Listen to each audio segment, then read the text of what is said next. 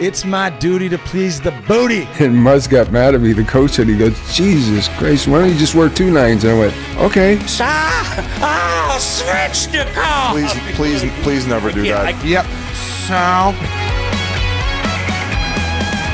Hello, everybody, and welcome to episode 479 of Spittin Chiclets, presented by Pink Whitney from our friends at New Amsterdam Vodka. Here in the Barstool Sports podcast family. What's up, guy? We're at the halfway mark of the season. All-Star Weekend just around the corner. We had a little trade drama this week, but we also had a very inspiring and heartwarming comeback. We'll get to it in a little bit. But first, we check in with the boys. We're going to go Biz Nasty, Paul. We're going Biz first? Fuck, wow. Mix Holy up, fuck, all right. I got to match your intensity. You're coming out of the gate like last pod. High-stepping, baby. So, snapping it around, baby. Let's go. Those Team Canada jerseys just look fresh behind you, huh? Okay, so I'm back home and well, and this is what's great about coming in to do the hockey night in Canada. I get to come see my folks, a little bit of home cooking, and I made sure that those motherfuckers were propped up back there to gloat. Under 18 gold medal champs, dog. So what's the other jersey? So I got to play in 2 under 18s and then an under 17. So under 17 was they've changed the structure up a little bit, right? Back then Ontario was so strong. We used to be our own solo team. Then they would have all like the like Halifax and everything out east. Then they used to have a Pacific team, and then Team Alberta, and then everything in the middle. So I played in an under 17 with that exact format. Actually, it was when I first saw Ilya Kovalchuk, and it was just eye-opening to say the least. But it was in Timmins, Ontario. Great tournament. Okay, so mine was in Selkirk and Stonewall, and that's in Manitoba. But when I got to play under 18, and that's one of the jerseys there, that was the one we went to the World Championships. So that's the harder one to win, but you don't have the full roster because it's only teams in the CHL or college maybe who have ended their season, I believe, by round 1. But my first game at that World Championship one was the first time I ever saw Ovechkin play. He scored a hat trick against us, and it was at that locomotive rink, and they just built it. It was a beautiful state-of-the-art facility. That rink's awesome. State-of-the-art, and but anything around it, you're like, what the hell? You think you're in a third world country. But we came out, and it was all like the guys dressed in like the army fits and those Russian hats. One of the most intimidating environments I've ever been in. But I'm back home. It was great. It was an awesome weekend, guys. Got to go back and do hockey night in Canada because BX had a tournament with his kid and got to snap it around with Ron McLean, Jen Botterill, Kelly Rudy, who's actually been doing it for 25 years. I might have mentioned that last time. And of course, Elliot Friedman. So it's nice getting to be there with Elliot too, because this guy knows everything that's going on. So I just ask him getting every scoop in the book. I don't want to be texting him all the time and bugging him, but when I see him live, I'm just hounding him. And you can see he's like at the laptop working. He must be like, dude, get the fuck out of my kitchen. I'm trying to cook here. He must hound people himself, which obviously that's part of the job. But he's got to be just sending out texts. He says, give me the info or I'm rumor boying it. And I say, that's what we kind of just rumor boy it. We don't even go through the first process. Yeah. So great being with them. And it's always great. I got another towel. We had the Leafs game in Colorado. We're not going to get to it quite now, but what do you mean? All right. No, I was going to say, we'll get to the hockey night in a little bit. We just want to do the intros first. I don't jump the gun. Oh, okay. So I'm not kind of talking about my week and how it went. We're going to loop. Let's loop back around. Big loop back. Do they order you some food at Hockey Night in Canada, Biz? You get one of your healthy salads. They had, a nice chicken meal. Quinoa. Oh, yeah, we run a tight ship there. Quinoa. I think quinoa's shit, but... The Wit Dog. You're like Noah's Ark lately, man. I feel bad. I saw those videos with the house. Holy fuck, dude. Like, yeah, buddy. That's get your money back on that That's thing. A tough go. The Wit Dog, Ryan Whitney. Tough weekend with the rain. I mean, it's a disaster, right? to put it bluntly. We have engineers coming over. We have to get this fixed. And Tuesday, I saw that we were getting basically like a biblical rainstorm. And I'm like, oh, shit. So I tried getting a sump pump and but sure enough, we have an alarm set in the basement for if water hits it, it kicks in like the house alarm. So you get an immediate text and you get a phone call actually from the alarm company. I didn't even hear the phone call, but I got the tap on the shoulder. 1 a.m. She said, it's go time. Let's go. I'm like, oh, no. So I go downstairs. I sent you guys the video. It is, how do you describe that video? It's not just like a little water coming in. I mean, it's It looked like full, pipes burst. It looked like pipes burst. It's like shooting in from your ceiling. from 50 different locations. So we spent from 1 to 5 a.m. You know, my wife's pregnant, and we're just carrying the trash barrels full of water through the basement to the shower, pouring them out, back in there, bailing water, trying to put it in the hole in the basement. Like there's this one little tiny hole that you can get, kind of put it down there, but then it's going everywhere else. And then the shower that we're pouring, and this water is disgusting. I mean, it's gone through the mud, it's gone through the pipes, it's gone through the ceiling, and now we're pouring it in the shower. Well, then the shower clogs. So then in the midst of this, I'm plunging the shower, and I'm sitting there. I was at one point around like 3:45 a.m. Now, granted, I will say the 4 hours, it went by like this quick because we were just working the whole time. We're old school. Nail guns. We're grit. That's the Whitney family. Just grit to the core. And I, at one point, started like, is it maniacally, R.A.? Good enough Is for that the me. word? Yep. Good enough for Maniacally, me. Laughing. I was like the Joker with his head out the window driving through Gotham. Why so I'm like, serious? I got my name on a high-selling vodka bottle, and I'm fucking bailing water out of my basement like a piece of trash for 4 hours. So finally at 5 a.m., I said, that's it. We're done. We can't keep up with it anymore. We actually couldn't keep up with it probably 2 hours in, and I said, that's it. I don't care. We're done.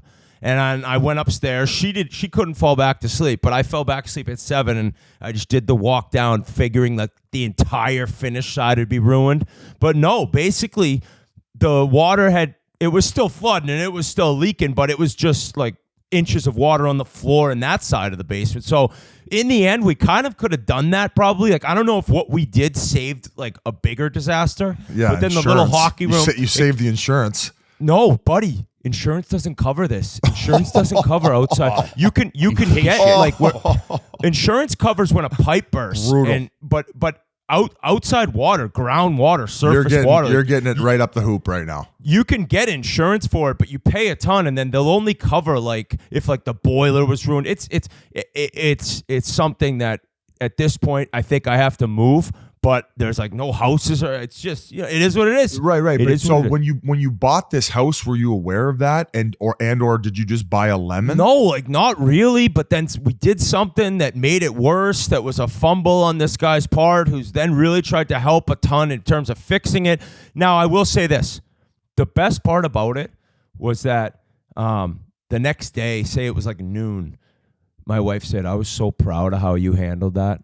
You stayed positive. Wow. You stayed level-headed." Fucking I mean, right. all my Olympic stuff ruined. Like all this, she's crying down there. I'm like, what the hell is going on right now? And I was that man. I was that guy, just leading from the front, bailing out water, and not bitching his ass off like usual. So Good for you, man. I can burn a Fucking lasagna rights, with the Whit. best of them, but I can bail out a basement with the best of them as Hey, well. a couple of clicks for Whitney for staying positive. You know what? man. It's all about the attitude, right, It guys? is. It's all about staying Now- positive. And you know what? Honestly, I'll say this: at one point in the midst of the madness, I thought like life could be so much worse. Yeah. Like in the grand scheme of things, dude. Right? Like we got a shitty basement with water coming everywhere, but like I have my health, I have my family. I was actually thinking, like, I'm like, what am I gonna do? What am I gonna do? Sit here, bitch, whine, and scream and yell? No. I'm going to lead from the front, and I'm just going to take the fact that I'm white trash with a wet-ass basement. This couldn't be like a fudge kid as culprit. No, this couldn't be like a fudge kid thing fucking with you. Fudge Kid is so rich and powerful at this point in He's life, not- I bet he he's not wouldn't a- step foot in a basement like mine. Okay. All right. He owns the bank you pay your mortgage to at this point. Yeah, Probably. Yeah. Well, I know who had a great weekend. Mikey G, our producer Grinelli, out to Penn State. How'd that go, buddy? Looked like a great time. It was an awesome time. Yeah, we filmed another episode of Chiclets University this past weekend at Penn State. Just elite facilities, elite people, elite bars, private chefs. It's a hockey player's Are they? playground. Hey, you chirp Elite. me. Are they paying me when I say shit? Are these colleges paying you under the table now? The way you stroke them off when you come on? No, we got Blade Tech Hockey for that, so we don't need Okay, we don't need all the right, colleges to okay, stroke good. us checks. But Okay.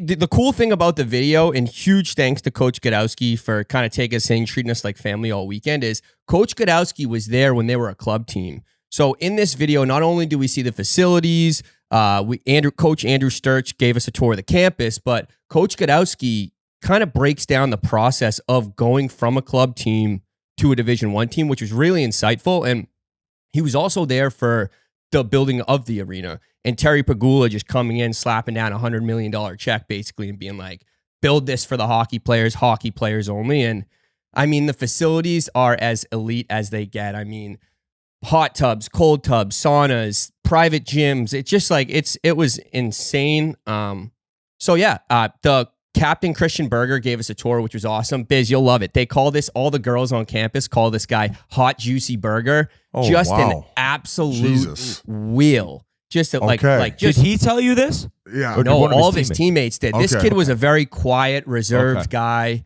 Those are the dangerous ones. Oh, yeah. Exactly. dangerous Exactly. But all of his teammates were like, there's basically a section of girls at every game, like the Hot Juicy Burger section of girls at Penn State. And don't even get me started about the women at that school. But it was an awesome time. It was also alumni hockey weekend, so all the former players were there. So they got to take me out Thursday night and Friday night. They took me to Champs. I think it was rated the best college bar in the country. So it was a fun weekend. How about Pagula chucking $100 million for that sheets? rink? And then giving people $20 in a Chewy granola bar to shovel out the Ralph Wilson Stadium for this Bills game, buddy. What's Did you going see on that, here? Biz? Soon. Come on. So, Biz, they had this storm and they had to move the game. Actually, the Bills game starts in about I'm 5 minutes. 40 They've been- minutes away. Yeah, I kind of felt part of the storm. Yeah, so they need help, right? The Bills Mafia, they'll do anything for this game. Oh, So yeah. they moved it a day, and they're asking people, come down, help us shovel this stadium, help us shovel. $20. Like, you An can't hour. chuck No. everyone. What? It was 20. I thought it was $20 an hour. I thought I read. Oh, okay. Well, Yeah. still. $20 an hour is not bad for some shoveling some snow. Yeah, okay. right So it is. pedal it Yeah. back, Whit. No, Maya culpa. $100 million to arena, $40 an hour, because without these people, you're not playing the NFL playoff game. I'm sticking to it. Dash under the Wait, table. because it only took them 2 hours? No, I'm saying it should be $40 an hour. did- not Oh, 20. 40 Did you see what they had, like those big like tunnels? Oh, not tunnels, like slides. They put the snow in so it goes down. Like guys are sliding down it with their fucking shirts off and shit. I just saw Oh, a you clip get thrown in prison in Canada for that. Can't be having any I fun just saw outside a anymore. clip of Bill's Mafia, like 4 guys jumping up from about 10 feet to crush a table, but the table was on fire. So I mean, needless to That's say, happening? So they were on those point.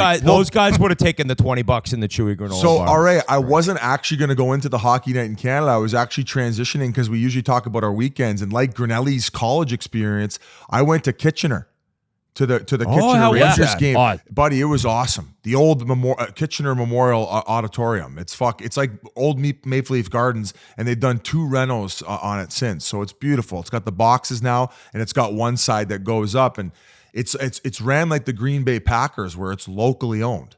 So everything that it makes goes back into the team. They have like you talk about state-of-the-art facility. Obviously, the players get whatever they want. They got that room when you come in that is always stocked with food.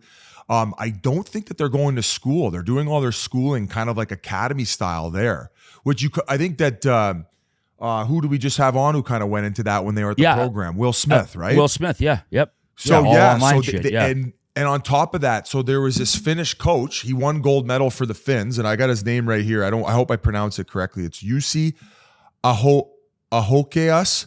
I butcher these Euro names. Probably not saying the right way if I had to guesses.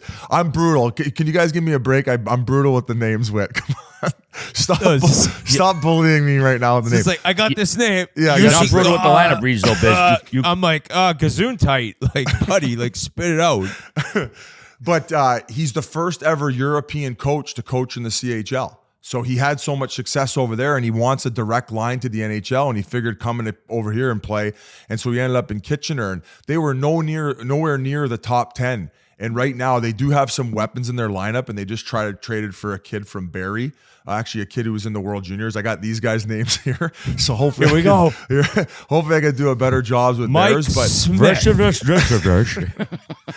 But it was a great game, and I got to do the lineup read, and I'm undefeated. I got the Oil Kings a couple of years ago with Wayno, and then I got the Kitchener Rangers. I loved how the goalie. Rush him. I saw the clip. I loved how the goalie at the end stood up and dapped you up. Like usually goalies are all focused. No, that guy loved you. And he was starting that night, and I think he's normally the backup. And they got 2. They got an A1, AB, the modern way. and he got up and dabbed me up, and then he ended up having a sick game, and he'd been on a bit of a run here. They were getting peppered. I think they almost got doubled up in shots, so the boys ended up coming through for him. So the couple names that I was going to mention, though, are this kid had back-to-back hat tricks before this game. He played for the World Juniors. Carson Rakoff. He's a Seattle second rounder, 37 goals in 34 games in the O. He was Team Canada World Juniors as an 18-year-old. And then they ended up having this, this Team Slovakia World Junior kid. He's a first rounder to Montreal, Philippe Meshar. And then this other kid, Hunter Brustovich, fuck you, Whit. He's a Vancouver. That was good. He's a Vancouver third rounder, and he leads the entire league in points as a defenseman with 67 points in 42 games. So they had no expectations coming in, and now they're like ranked in the top 5 in the whole country. So wow, it's a great. They run a tight ship there, and if you're a kid that hopefully ends up in that organization or drafted there, and you're thinking about going to college, no, go to Kitchener. No. Go to Penn State. Fuck Kitchener. Fuck Kitchener. I think of Battle of the Duffel Bags. Biz, as a guy who played in the O, right? I didn't, but I think of the Kitchener Rangers. I think of Mike Richards. He was a Kitchener Ranger, correct? Oh, that was So when I was playing in Steve the O, Eminger. Those are the two guys I probably think. When I was playing in the O, my second year, they went on to win the league and then the Mem Cup. And I don't know if they were hosting it, but either way, like Mike. That was when Mike Richards had his coming out party, and so many greats. They had this other kid. He was a crafty defenseman. He's the all-time leader in points, Andre Benoit, and he was there when I was playing in the league. So a lot of history there. Very comparable to the London Knights. London Knights kind of have that pizzazz, whereas I don't know if you would compare them to soccer clubs, but they're kind of like the Man U, I would say. That would be the way I would describe them. So that's where Pete DeBoer in Spot came out of. And they were there forever. Yeah. And I think that's why this European coach ended up deciding there, where there is a path from coaching junior to get up to the NHL. You just have to be with the right organization. So shout out to everybody who helped me out. It was awesome meeting all the fans, doing the meet and greet, got to drop the puck. It was an unreal experience and one I'll never forget. And Jeff Krzakis, my old teammate from the O in Owen Sound, 50 goal scorer, not a big deal. He was the one who kind of set it all up. He's the assistant coach there. So I had a blast. Thank you all. And that was my weekend, all right? Biz, I'm not sure if I told you this before, but when we were in Edmonton and you did the lineup read for the Oil Kings, I happened to be standing next to Wayne Gretzky, and he was pissing his pants laughing. He actually said, he goes, "This is the funniest thing I've ever seen in my life." Swear to God, dead quote, he actually said that. So you made Wayne Gretzky say, "This is the funniest thing I've ever seen." He loves the lineup reads. He even texted me after this one, and then he actually commented under our Instagram page. Like Wayne actually commented. He got on the gram. I don't know if that's kind of shocking that Wayne. Why are you rolling your eyes, G? No, I'm just laughing because I did the lineup read for Penn State and they got pumped like 5-0. Oh no, that's the worst. How were you? You left out that they got pumped that night. Wait, they were playing the Iceman, Isaac Howard. Buddy, that sucks. Were you kind of like? What did you think of your performance? Did you not get them fired up? I think I absolutely fucking murdered it. Oh, yeah. Yeah. I would love to get the tape. We'll see the tape. The tape because come on, guys. Let's go out there. He's reading the names like Biz. And if it gets hard, if it gets really hard, kind of like my lacrosse days, you should just quit. Just quit. There may or may not have been a financial incentive coming from a donation, which you're now allowed to do via NIL. Ooh. So there was some incentive there, and I think I fucking murdered it. You'll see it in the video. He squeezes his nuts. He's like, "Let's go, boys." You got to drown your sorrows on Frat Row, you were telling me, right? What's that? He said he told me he got to drown his sorrows on Frat Row afterwards. He said Frats pretty crazy up there. What is that, G? What is he mumbling? Yeah, so like there's Penn State's a giant Greek life school, so they have all these crazy fraternities that are like the craziest mansions you've ever seen. And we were just out at the bar one night. And I mentioned I've never seen one of these like giant sorority frat houses at one of these big schools. So they took me over to one of the houses. There was a little party in the basement. We just checked it out quick, and it was these frat guys are goons, aren't they? Gee, quick correction there, hey. With Alana possibly listening, hey, quick correction.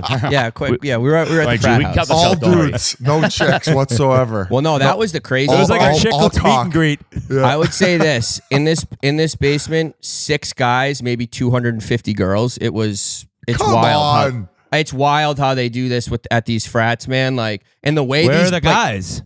dude, there's just like no guys there. They just like they only allow girls in. And the way these guys talk to each other, like talk to the pledges and shit, is fucking brutal. wild. I was with a kid with a Brutal. broken leg. They made like the pledges like carry him through the crowd. It was fucking wild. One guy was like, "If I say lick the floor, you lick the fucking floor." That, It I was gonna say that whole life is a little bizarre to I me. think It's we talked wild, about man. this. That I You don't know get if shit I on could and have pay handled money for friends, basically. That's the gist of it.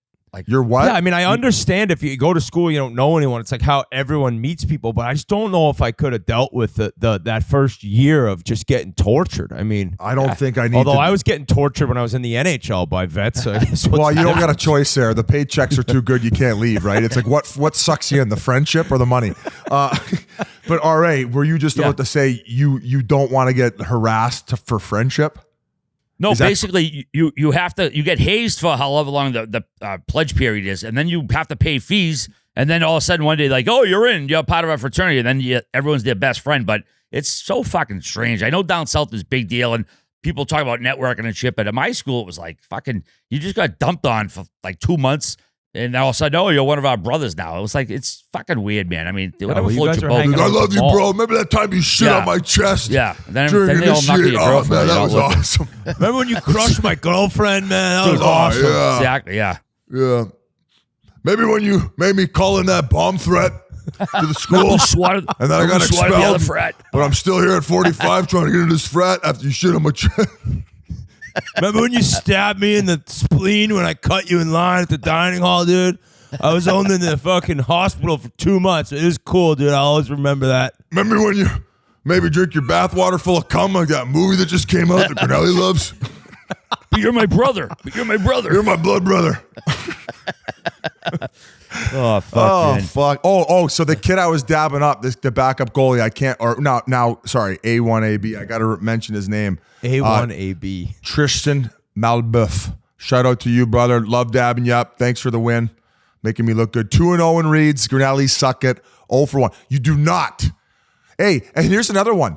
I think during the ECHL series, we didn't lose either. So I'm 5-0. I'm You fucking are. 5-0 in fucking game reads. Well, you know what's going to happen at the Solar Bears game next I ain't week now. doing the read.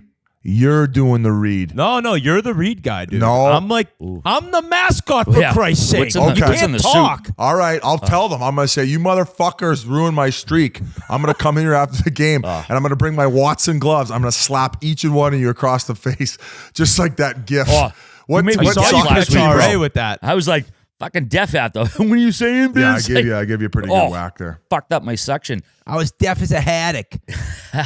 One of RA's favorite lines. Old school. Speaking of that, though, we did drop a vlog last week. It was all about the Winter Oh, Classic. yeah. Biz, Marshawn Lynch. We have another one dropping this week. I just saw the first cut of it. It's incredible. Merle's at World Juniors. It's so awesome. He talked to every parent, everyone in Sweden. It was awesome. So 6 p.m. Wednesday, Chiclets YouTube.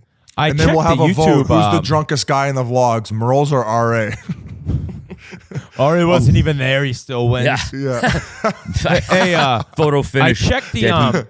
what was the date on the episode where Biz was bringing up the YouTube and then me and him got into it? What was that, like 2 months ago or less? Oh, I still have people, but when the Because it's Detroit at game. 322,000 now. Which one? Wow. Our YouTube 322. So I'm wondering if that was like 6 weeks ago. I mean, that we were at 300 then, Oh, weren't we? right. Okay, yes. Over You're talking 1,000 about- per week. So you're Keeps spreading. giving me thanks for pumping up So the we numbers. could of the YouTube. realistically, so 1,000 per week. All right, so 400 isn't that far away. Maybe like a little over a year if we get a little more traction. Well, we got gonna have a video soon. You boys are heading to the Magic Kingdom down Orlando this weekend, right? Pink Whitney night at the Orlando Solar Bears versus the Atlanta Gladiators, Tuesday, January 23rd. What's That's gonna go down Barney there, Biz. Biz? Oh, More fuck, hot that's tub it. action or what? I thought I was singing Walt Disney there. I was singing Barney like a fucking idiot. Great, another great show for children. We're heading down to the Solar Bears game, right? So we're going down for Pink Whitney night again. We're gonna also be doing. Can I drop it? Can I tease them? If not, if We're you going to be can't, we'll doing cut a it. sandbagger with the bussin' with the boys and a sit-down interview. So I've been on their podcast. Whit's been on their podcast. We want to do a collab podcast. Like I want to know like all the funny shit and everything going on in the football world. Like we've talked blowing. They're blowing huge. Up. They're a juggernaut. Those guys are two characters. They're just hilarious and kind of similar to you and I in a little bit, like weirdly enough. Yes. Like, I don't know. Like, because Will had a good career. I think he played 9, maybe 10 years. There's a joke online about it. Maybe 10 years because he got shafted though because he was supposed to sign with the Falcons, and then because of the gambling situation with his podcast, couldn't play in his 10th year as a pro. But he kind of bounced around. Never really was like I guess a star player, where Taylor is much like you, where he was a big college recruit. He's a lot better at football than I was at hockey, but I just mean in terms of like drafted higher, and then you and Will were just the grinders out there. Will's a grinder, and he mucks it up also off the field too, as far as the grinder who kind of like runs all the stuff behind the scenes for the podcast. So very similar personalities, and these guys got tons of funny story from the football world, and they've, both got incredible careers. So we're going to bring them on and give you guys a little taste of something else as we like to do sometimes. So that's going to be exciting, as well as a sandbagger. So we do have another sandbagger, Avery and Kevin Connolly, coming out sooner rather than later, probably in the next couple weeks as well. Yeah, we have a ton of stuff coming out soon. So that'll probably be end of February, I believe. Okay. But it's an unbelievable sandbagger with one of the craziest moments we've ever had in sandbagger history. There you have it. Little teaser, little nugget touch. Remember that. Will almost put me on LTIR when he grabbed me by the neck filming that Chevy EV commercial, man. Holy fuck, I wasn't expecting that. Oh, they're mutants. Oh, big time. It's like, bro, I might be tall, but I'm about as tough as that fucking Lily over there. What up, guys? Whit here. I want to chat about what I'm wearing on my shirt. Pink Whitney. The #1 flavored vodka on the planet. The best tasting drink you could ever imagine. Warm weather, cold weather, doesn't matter. I'm going down. I'm going to be playing a little golf in Florida. And when I golf, it's the dream drink. It's so smooth going down. It tastes so good. There's no bad aftertaste. It's just the perfect drink on the course. It's the perfect drink at an NFL playoff game. It's the perfect drink at the bar when you're looking to catch a little buzz with your buddies, with the ladies, maybe looking for a little liquid courage. Go on over, rip a shot of Pink Whitney. You'll feel better about yourself, and you'll be able to talk to that girl of your dreams. I've said that many times. Orlando, we'll be down there. I've been to many bars there rocking the Pink Whit.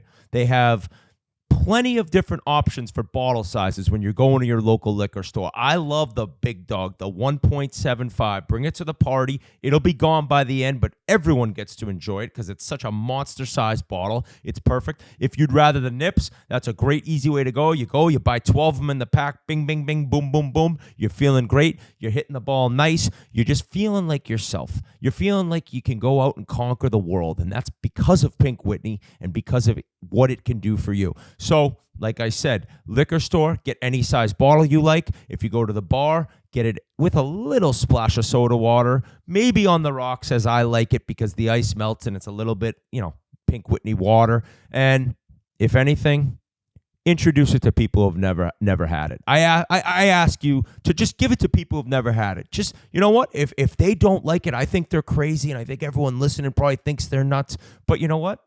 That is their right. I just don't think it'll happen. So if people that enjoyed flavored vodka and they haven't had Pink Whitney, get it to them ASAP.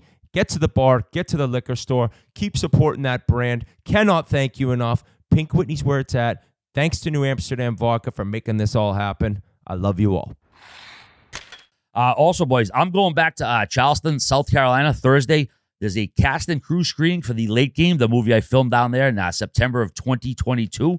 Can't wait for that. I'm excited about it, man. I mean, I know Shawsy's a TV show. I got a couple, few lines in it, but this movie, I'm actually in it quite a bit, and I actually not playing myself or a version of myself. I'm actually acting. I sound pretentious like an asshole saying that, but I had to okay, you're going to be this guy, so I can't wait to see it. I'm probably going to freak out a little bit. So you're playing a character, not yourself like you are in Shorzy. Exactly. I'm the Zamboni driver, an angry Zamboni driver who just wants these fucking idiots to get out of the rink so I can go home.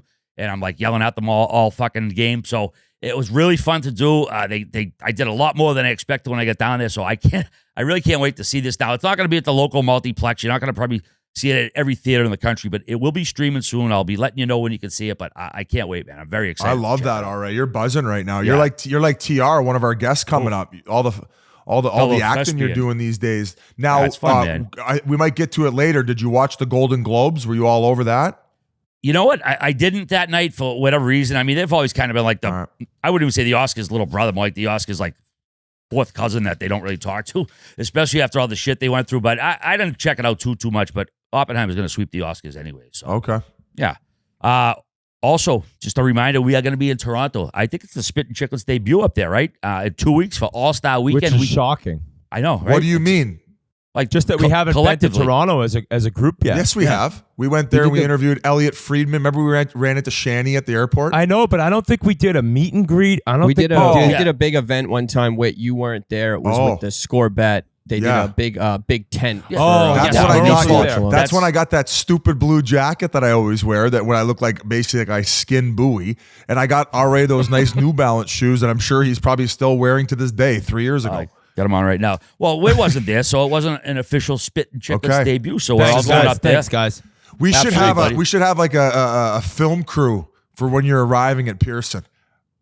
You think I'm flying into Pearson, dude? I'd go to Russia before I flew into Pearson again. How you getting in? Billy Bishop, baby. Porter Airlines. No, okay, you're going Porter. Which is what I always did when I worked at Sportsnet, too. It's so easy. You fly right into the city. It's unreal. Okay. And then I got stuck at Pearson one day. I'll never go back. The only negative is that they don't have customs at Billy Bishop, so you got to do it when you get back to Logan. So you finally end up Boston, and you might be stuck in East Boston for an hour. I don't you got care. you got the rich man's fee, so the pass. No, I don't have anything. I don't have any of the customs. What is that called? Nexus or whatever? I don't have any of that. Nexus for but I won't be at Pearson. I mean, I get tweets like a couple times a week about people going through horror stories at that place. You're nuts if you're flying to Pearson. I'm lucky enough that Boston has this Porter Airlines right to Billy Bishop, and it's beautiful. Now watch what happens now. Oh, you're gonna get rerouted. They're gonna be out for you right now. We're gonna have Gretzky's basement set up, and then we're gonna have Witt's basement set up. You wear scuba gear to do the interviews when we're up in Toronto. Great call. Yeah, Gretzky's Basement pop-up shop. We're going to be there all week doing some interviews. Make sure you come by, and you could get your reservation. We're going to be tweeting out the links with this show. They're going to be on all our social media. Check it out. Get your reservation the word ahead is of time. spreading about I think the registrations were filled up, and they've added some more time slots. So this Gretzky Basement's going to be a gong show. Yeah, nice. Gretzky'sBasement.com. And also, we will be at King Taps on Friday, February 2nd from 5 to 6:30 p.m. before the skills competition. Eat their wonderful pizza. We might have a few special pizzas on tap that night as well. Since we're on the topic, I love the jerseys.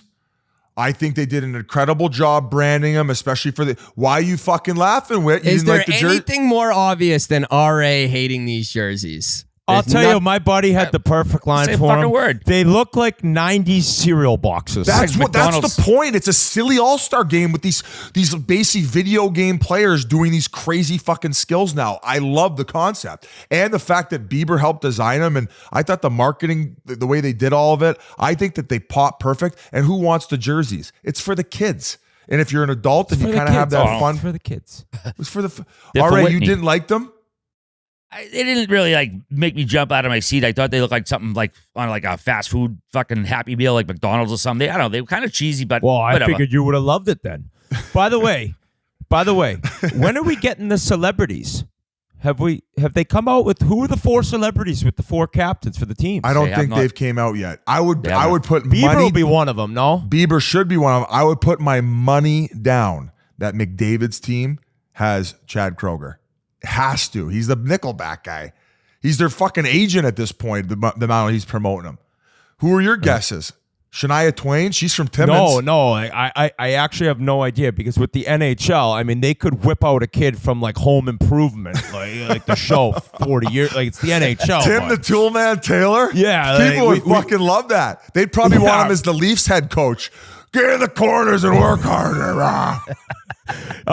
That's why I don't know if like the NHL, like I don't getting Bieber is legit. The guy we get Smash Mouth doing like musical performances and stuff. Like it's not exactly like the NHL's hammering out big time balloons celebs. on the concourse. Oh, You know my who I God. think would be the perfect head coach would be Phil Kessel.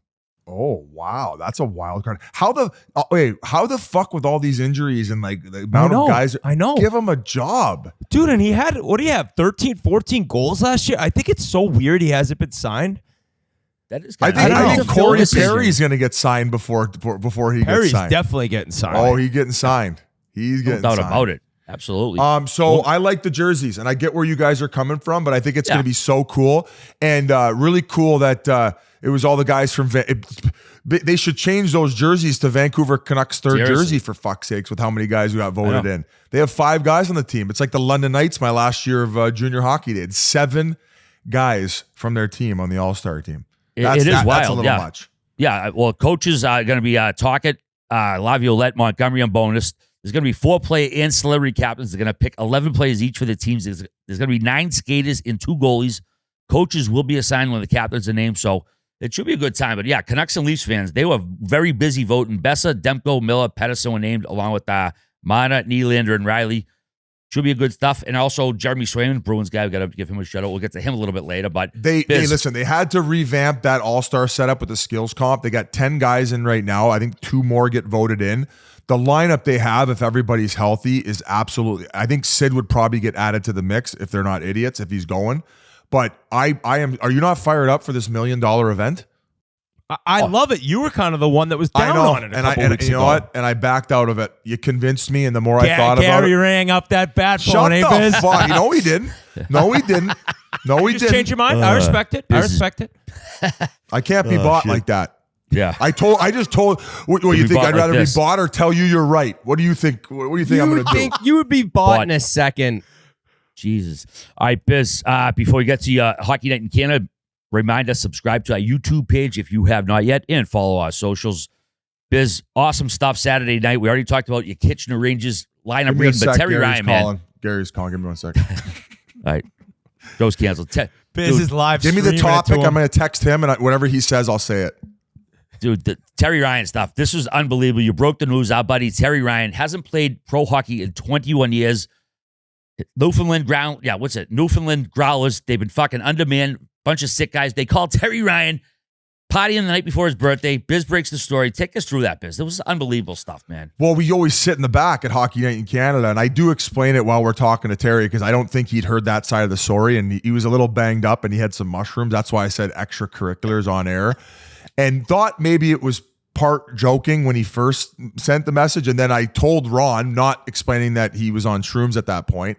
And as soon as it came out of my mouth, Ron's like, let's break the news on air. And I'm like, okay. So then I texted him right back, basically being like, hey, you can't pull out now. I'm breaking this fucking story on air. And he said that he got the call. He said originally he didn't really believe that the guys on the team calling, the local guys, but it's an amazing fucking story. The guy deserves everything he's gotten, and he is just a true fucking showman. So getting to break it and get the ball rolling on that was awesome, and a night I'll never forget, and I'm sure one that Terry Ryan, that 24 hours is fucking insane.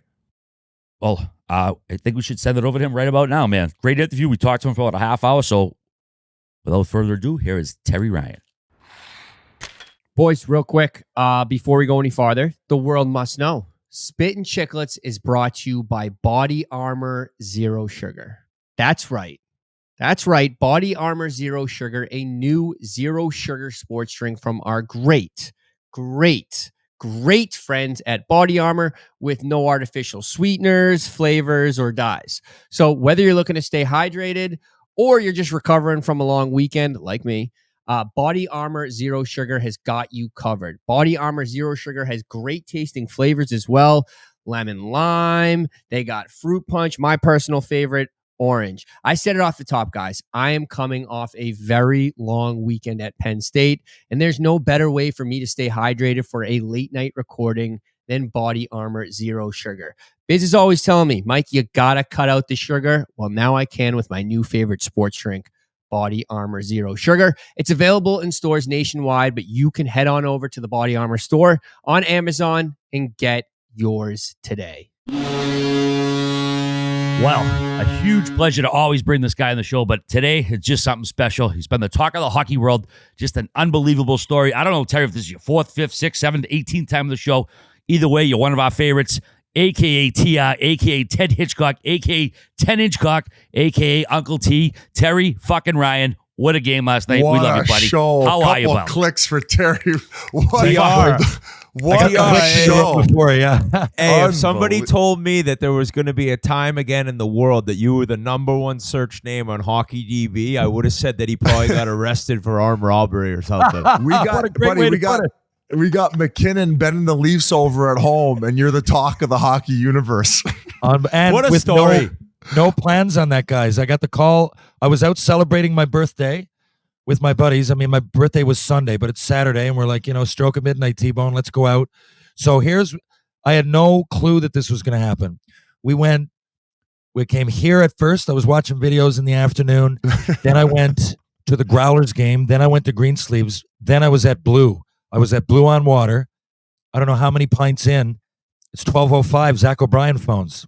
Now, Zach, I skate with all the boys. I mean, skating with them is one thing. But so he calls and says, do you want to play tomorrow? I said, yeah, right. Happy birthday. And Adam Party called. And when Pards called, I knew he was serious. And he just said, no, we seriously need it. What happened, guys, is the flu bug went around. They had a few injuries, okay? And the senior hockey deadline here is January 10th. So, yes, we had a good senior league here. There's lots of young prospects just got back. We're players that just got back from major junior or college or whatever, and they want a game in town. And, Newfoundland, we always want to win the Allen Cup, so we always put a team together, and there'll be a team, whoever wins.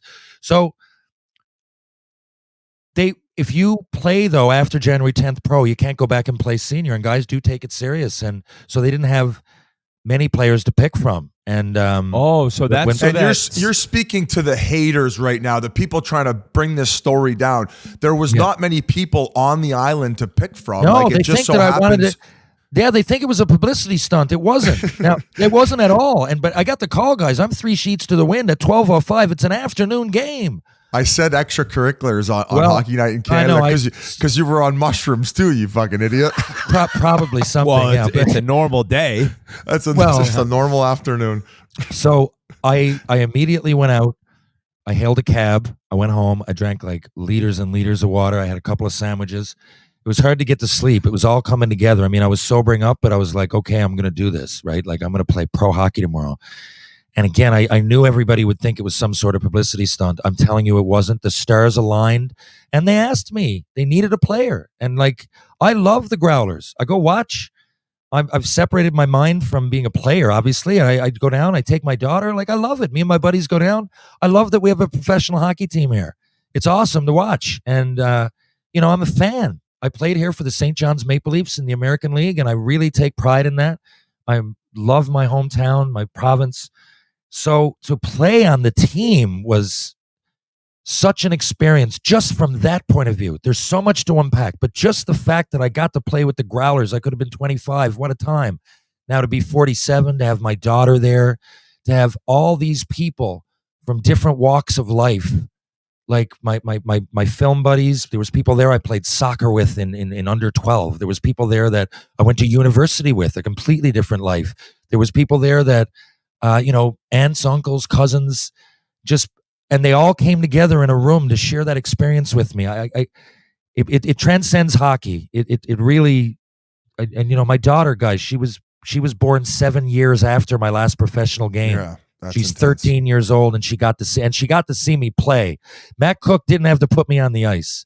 And you know what else, Biz? I went over after the game. I knocked on the door to the Adirondack Thunder, and Zach Walker, I asked for him, and he came out, and I shook his hand, and I gave him a hug. He didn't have to do that, right? He had everything to lose. Yeah. You know what I mean? I don't mean that I'm tougher than him. I just mean the moment was there. I could have got one punched, and still people are going to go, hey, a 47-year-old fought.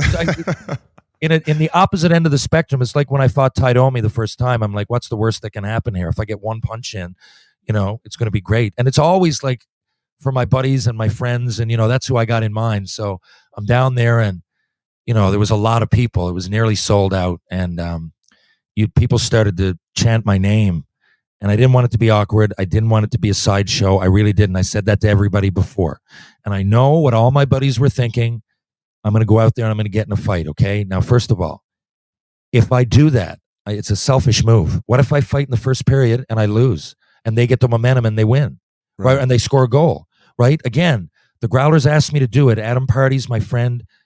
Zach O'Brien Jordan Escott, Adam Daw, and James Melindy were on the team. They're 4 Newfoundlanders, a very unique situation that play here, and they're my friends who I hang out with. So they must have vouched for me. I mean, Matt Cook must have thought this is a publicity stunt. He must have. But when I got there, I think he could see that it wasn't. I was ready to do a job, man, and whatever. And you're still skating all the time. You play ball hockey. Your cardio's there. I know with like the Shorzy roll, you've been lifting weights and stuff like that. So hey, it wasn't like, to me, it wasn't that far fetched. And I mean, there's a lot to unpack too. Like, when did you first tell Senior? Like, when did you call him? Was he already sleeping? He was at the bar with him when he got the call. No, senior drinks Fridays. We had a couple on Friday. So this was Saturday now. That's why. This was Saturday night at midnight. No, I phoned him on the way back in the cab, and he didn't. I really don't think from the vibe I got them, he thought I was serious, or maybe he's like, they want you to go down in the morning, but the players are going to get in. This is not going to happen. And in the morning, I was like, no, it's very real. Like, and if you want to go, you don't see Senior speechless much. He didn't really know what to say. He said just the same thing I said. I wish when he's sleeping. On one hand, yeah. That's the only time. On one hand, I said at first, I wish I knew a little bit before, but looking back, it's kind of good that I didn't. I would have been dwelling on it. I would have been thinking about it. I just went out and 1 minute it's my birthday and I'm having a ho-hum kind of normal birthday with my buddies, and 24 hours later I'm playing a professional hockey, not even, 12 hours later I'm playing a professional hockey game with my hometown team, with my friends. My daughter's there. Like, that's the big thing, guys. She was there with her friends, and I just thought in my head, I'm like, I just don't want to embarrass, man. Like, and after the first shift I started the game. I mean, I didn't know that was going to happen. So, but I knew after the first shift that I could handle it. Like, I got out there and I had to make a couple of plays quick. And I almost, it was like riding a roller coaster. Like, I was getting off on it. It was a bit of adrenaline. I didn't get out there in the second period, but then people started to chant, man. It was like Rudy or some shit. People were chanting my name. And then I'm looking, I know, like, I kept thinking, like, Matt's in an awkward position here, man. Like, and if he doesn't give me one shift, I'm fine with it. And he had me up 3 times in the second period, but there was penalties each time. So I didn't get out there. And then the third, I played regular, and I was like, okay, I'm into it, right? It's like, I got out there and I felt more confident with each shift. And guys, I'm telling you this. Again, I didn't plan on fighting, but when the fight happened, it was 6-2, okay? But when I jumped over the boards, James Melindy, who's been the captain here for years, he's a firefighter now. He plays home games, the odd road game, loves hockey. One of my buddies, I watched him play since he's 10 years old. And when he came, old enough to be a pro and everything, we skate together in the summers. He's a real good friend. Zach O'Brien's one of my best friends, and Jordan Escott, Adam Daw was there. So I get onto the ice and I see that Meller got hit down in the corner, and his helmet popped off. And I did my homework before just in case anything turned out. And I knew that Zach Walker mixed it up a bit. So when I saw that, then, they asked me to do a job. I know eras change, but fighting is still very much part of hockey, whether people like it or not. And when I got out there, I'm like, okay, it was 1997 there for a brief minute. You know what I mean? Did you show up to practice today and they're like, that was... Yeah, what do you mean? Hey, Rudy. What do you mean I'm not on the team? After the game, what time's the bus leave tomorrow? Rudy, 1 game, that's it, and then you're done. Well, I'll say this. Like, someone asked me that today. It wasn't my goal to play. Of course, if they asked again, I'd love to, but it's almost anticlimactic. Like, guys, yes, exactly. When my career ended, it didn't end on my terms. I was hurt. And it always played on my mind a bit that I didn't go back to Montreal camp. And I didn't deal with Michel Therrien the right way. And I made a lot of that. I made my bed, and I lived by the consequences. I'm glad I played in the NHL. I played 8 games. I should have played 800. I'm serious. I'm not saying that to be cocky. I'm a first-round pick. And I always felt that I let people down, especially around Newfoundland. They would never say it to you, but I know I live here. And I know that everybody, I had the key to the city. They retired my jersey. I was everywhere. I was everything. And then it all came crashing down. And now that put a reset on my last professional game. It put a bow on it that I didn't think could possibly happen. And my daughter was there to see it. And like I said, sorry, I get a bit emotional because she was really inspired. And I just didn't know. As a father, as a parent, you want to inspire your kids. Yeah, of But course. not everybody has a moment like that they can possibly have. And, it starts with Zach and those guys. They must have got, it just didn't come out of nowhere. People had to have confidence in me. And I'll say it again, man. Matt Cook didn't have to put me on the ice. He gave me a regular shift as a 47-year-old in the third period of an East Coast League game. And I delivered, and I'm proud of myself. Fuck, there. you that I almost did it in front had of my one daughter. too, eh? I know. You How almost had big it. did your Nearly eyes had get one. when that puck went through the crease, dude? Nearly had it. I was squeezing my Oh. stick a bit. Yeah. If Well, it must have and run you up know what, though. I should have been back a little bit, but anyway, shoulda, So coulda, it's, woulda. I mean, you've always been open, Terry, about kind of like, but also self-deprecating about how you think you left a lot on the table as far as your playing career. So to be able to kind of get that send off in front of your home crowd, man, it's gotta hit home, and that's why it's such an impactful story. And anybody who's asked me, fuck, I'm getting like national news texts about like coming on and like explaining this. This is spreading like a wildfire here. But I feel like people are just now, like it was meant to be the way it's been up until now. And you're having your John Scott moment where it starts now. I feel like everybody's going to get to know Terry Ryan now, and your career and everything you do is going to explode. Like you got Shoresy going on. You're an incredible storyteller. Like I've always been fascinated with you from the minute I met you. And everybody kept telling me, hey, get him on the podcast for your antics. Yeah. But like, and I always appreciated how open you were about the fact that you were vulnerable about explaining how you think you left it on the table. And for you to get that moment, I think it's just like very symbolic in the fact of how you've climbed out of that and look at everything you've accomplished and having to kind of live with the fact that maybe you went home and I don't want to say you felt embarrassed going home. That's not the right term, but maybe you're like, oh, I had Close. these high expectations that I let them down. Bro, you ain't letting them down. You're a very strong representation of how cool The Rock is and your people, man. Like your dad's one of the most fascinating guys I've ever met. You guys are He like was fucking there, but family. he was there with bells on. I was so happy that he saw that, he was pumped beyond belief. And you're right, Biz. And here's the thing. I didn't play my cards right when I was a professional player. I take pride in being a good teammate, and there was no social media at the time. Thank God. Yeah. Well, Probably for had some no- reasons, but I never really got a chance to explain myself till my book. And even then, it came out. I never dwelled on it recently. I know what you're saying. Guys, really, when I went on Chiclets, a lot happened, and I really appreciate that. A lot of things, positive vibes all the way, and a lot of opportunities were created after that. But not everybody, lots of players do what I did. They get picked, and maybe for one reason or another, their career doesn't turn out like they wanted it to. And for some people that are in my position, that I believe I was good enough. I made some bad decisions as a young kid that I don't think I would have made now. But you can't go back. You can't go back in time. But not everybody gets a second chance to do it. And I just had last night. A second chance is probably a 10th chance, but a second chance at finishing my career. I didn't do it on my own terms. Last night was my own terms. It was so great, and the support was so overwhelming in that building. It was so overwhelming, Biz. And here's what I love about hockey. I'm not reading social media today. Because I know some people will probably be down on it, and and I know lots of people. It's a very emotional day for me, and I'm not trying to get negative, but here's the thing.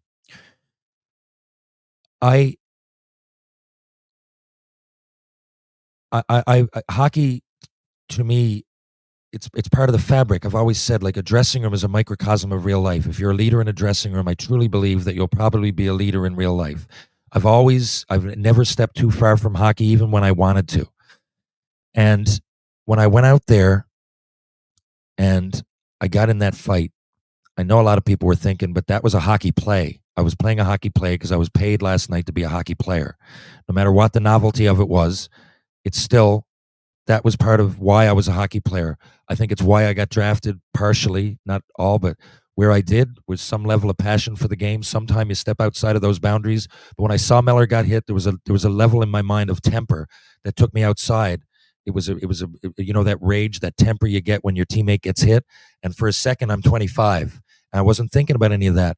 But a lot of people are like, well, of course he did, because he's barbarian. He used to fight, and he's going to be out there fighting. I'll tell you why hockey is beautiful, man, is that after the game, I went over, I knocked on the door, and Zach came out. I shook his hand and gave him a hug. Said, you didn't have to do that, and I really appreciate it. You created a moment for me that I'll always remember. And their team came out, and we all had a chat, and I said, boys, honestly, if you guys don't leave till tomorrow, why don't you come on over? We all went over to Greensleeves and Christians there, and we sat down, and a few guys on our team, a few on their team, and we were just told some hockey stories, and it was me telling a story about my first game, Brock Caulfield maybe telling a story about, his brother Cole, and then them growing up in Wisconsin together. Jordan Escott, my buddy, there's a story there. He's played senior hockey with me, walked down to the Growlers last year after 10 years off. That's a story too. Zach O'Brien playing with you, winning the Calder Cup. All those stories went around. And for a snippet of time, the door is closed. But yesterday, I was their teammate, if only for a small snippet. But people ask, did you go out after? I'm like, of course. The game ended at 6:30. For that moment, I'm a teammate. I'm a Newfoundland Growler. And it was so great to go over there and be a pro player, a teammate, even if it's for one day with the boys. And to see everybody come together. I just say it always. A hockey trend, or that transcends hockey or any sport. And a lot of people don't realize that. It started with a fight, but it ends with respect and a common camaraderie that we all have as players. TR, did you use your seniority maybe in the room before the game, getting the rub down, getting the massage? Boys let me do the tunes. Yes. You had the They're like, yeah, and I this? You're like, the Beatles. I put on all classic rock. I said, nice. Screw this, I'm Attaboy. going old Attaboy. school. Oh, what will fuck. Lyle Odeline do in this situation? Oh, yeah. That He is was doing the unreal. tunes my first NHL game. So TR, okay, so obviously you got very sentimental about all this, but it kind of was funny the night before when you were you always do these voice memos, and you left me the first one, and I was kind of I didn't tell them that you were on shrooms, but I said it in the room. I got Kelly Rudy to my left. I got Elliot Friedman to my right, and then Ron McLean's over there in the chair, and I said, You'll never guess this. Terry Ryan's 47 years old tomorrow, and he's going to be signing with the ECHL Growlers to play in the Coast. And Ron's like, let's break the news. And I'm like, okay. I'm like, oh shit. Right? So then I texted you after. I go, you better be playing now because I'm fucking breaking the news on Hockey Night in Canada. But you were sending me voice notes through the night, and then eventually you got confirmation from O'Brien and Party that this was game on. When Pard said it, I knew it was real. Is he the GM there? Is he? Adam Party's the assistant coach. Okay. No, And he's just for our listeners who are unsure who you were talking about. Sorry, yeah. Adam Party, ex-NHLer, came back. And the Growlers, this is their 4th or 5th year. And their first year in existence, they won the championship in the East Coast League. And Adam came back as a former NHLer and played on the team and was a real impact player. And they won. And now he got in the office for a bit, and now he's the assistant coach. And Adam and I are buddies, obviously, but just his tone. He's like, I'm very serious, Terry, and if you want it, it's there for you. I don't know if it ever will be again, but it's there for you right now, and I'd love you to play. And that pretty much sold me. Terry, obviously, Hockey Night in Canada, huge when you were growing up. It must have been 10 times extra special to have Biz break the story on that show in particular, huh? Well, Ron gave me the green light, and the other guys were okay with it, so I was like, all right. That's when there was no backing out for you. Yeah, exactly. But I really appreciate that. I watch every night. Ron's one of my best friends in the world. So are you, Biz. So, for you guys to bring that up on there, I thought that was great. I appreciate. Well, as soon as I said it, he goes, "Oh yeah." He goes, "You ever been to the basement?" I'm like, "Yeah." And he said the last time he was in the basement, you guys played a Beatles song for him. I forget the name of the Beatles song, but at the end of the song, it holds a chord for 40 seconds. Yeah, the name of that song is "A Day in the Life." It's the last song on the Sgt. Pepper album, which is my favorite.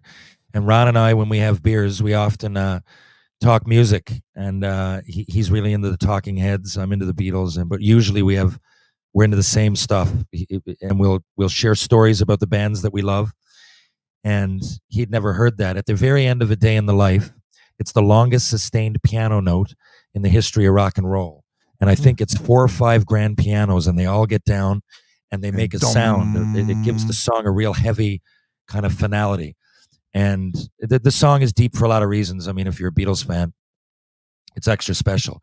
So I told that to him, and Ron, I remember when I had my book coming out, he sent me a message. He goes, I got a great quote for the book.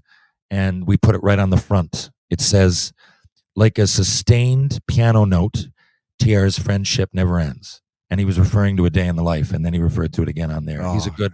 Oh, he's like a we poet. go way back. Ron is from Red Deer, right? His memory is insane. I don't know. It's kind of like Wayne's, where they don't forget names. They can bring up stories for every individual. Like, he could meet them one time, he remembers their first and last name. Probably knows their social security number too. It's crazy. Incredible. Yeah, it's incredible. Incredible. And he's the GOAT. His history knowledge. I'm like, Yes. How do you find the time to just have so much in your brain? Like, are you just constantly absorbing information and nothing goes out? Like, I know, man, he'll remember things. He remembered my friend Jeremy Hart last year by name, and he met him in 2000. It was 07, 08. We were at a golf tournament, Brad Richards golf tournament in PEI, and he hadn't seen him since. And he remembered, hey, Jeremy.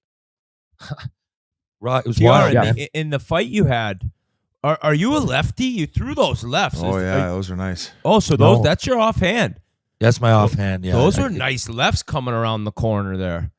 It's funny. I never when I got to pro, Shane Corson helped me with that. I would throw too many rights, and he's like, it doesn't matter if you just if a left is just, it doesn't have to be coordinated. He goes, just if you got it, it puts the other fighter kind of on their heels a little bit. Yeah. And the last 2 or 3 years of my professional career, the fights I got in, I threw the odd left. It catches, and I knew that they might have done their homework. And if he did, he's expecting this one. So I mean, it's not like I had time to plan it, but I definitely instinctively went left first for that reason. I love how, like, doing his homework is like, YouTube wasn't even around when you were out there ripping it. He's like, how's he gonna find the homework on you? Yeah, there was only 7 guys on the team born before my last game pro. No shit. Yeah, on my team. Yeah. So the majority of the team wasn't alive when I played my last game. Just talking about the Beatles, I'm not trying to get you emotional again, but your daughter, Penny Lane, what did she say to you after the game? Oh, God. Yeah, she was so proud. She just kept saying, I can't believe it. She said, I can't believe it. I can't believe it. I told you guys, I never pushed hockey on her. I thought there'd be a lot of pressure. If she was into it, I wouldn't have said, don't play. But she plays soccer. She's one of the best girls in the province. She's on the provincial team. She's a great athlete. And she never got into hockey. But we watched together. But for that reason, and I always had the pictures up, right? The Montreal Canadiens. But if you think about it, a lot of like beer league teams and everything have that symbol. I don't think she ever realized until a few years ago when the Habs made the final. She came back one day and the door opened and she was there with her friend. And she was like, is that the team that you played for? I go, yeah, that's what all this is. And then I explained it all to her. Like I said, no hard feelings with Montreal. Ray-Jean Houle took her to her first game last year. He's the alumni guy now in Montreal. So we went up. He takes care of us. He's great. It's all water under the bridge. So she saw that, and we saw the Habs game. They won in overtime last year against the Leafs. She loved it. She come back here. She always supports me, but she did not see that coming. And I didn't see it coming. When I told her, and I couldn't tell her at night. It was too late. So, as the ball started rolling in the morning, she just called. She goes, "Are you serious?" I said, "Yeah. Do you want to go down to the game when I'm driving down?" So she got in the car with me. Her mom is Danielle, and I, my ex-wife, were still on great terms. Danielle, I drove. Danielle was in the back, and Penny Lane sat next to me. And the whole way, she had her hand on my forearm, and she's like, "Don't worry, don't be nervous." And I said, all I can do, I could have said no to all this.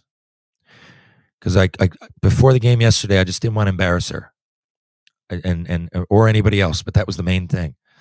So I said, I got this opportunity, Penny Lane, and I am a pro hockey player, and you never, ever saw that. So I'm doing this for you. And I said, I'm going to do my hardest. I said, just like I tell you, all I can do is go out and finish every hit and try my hardest.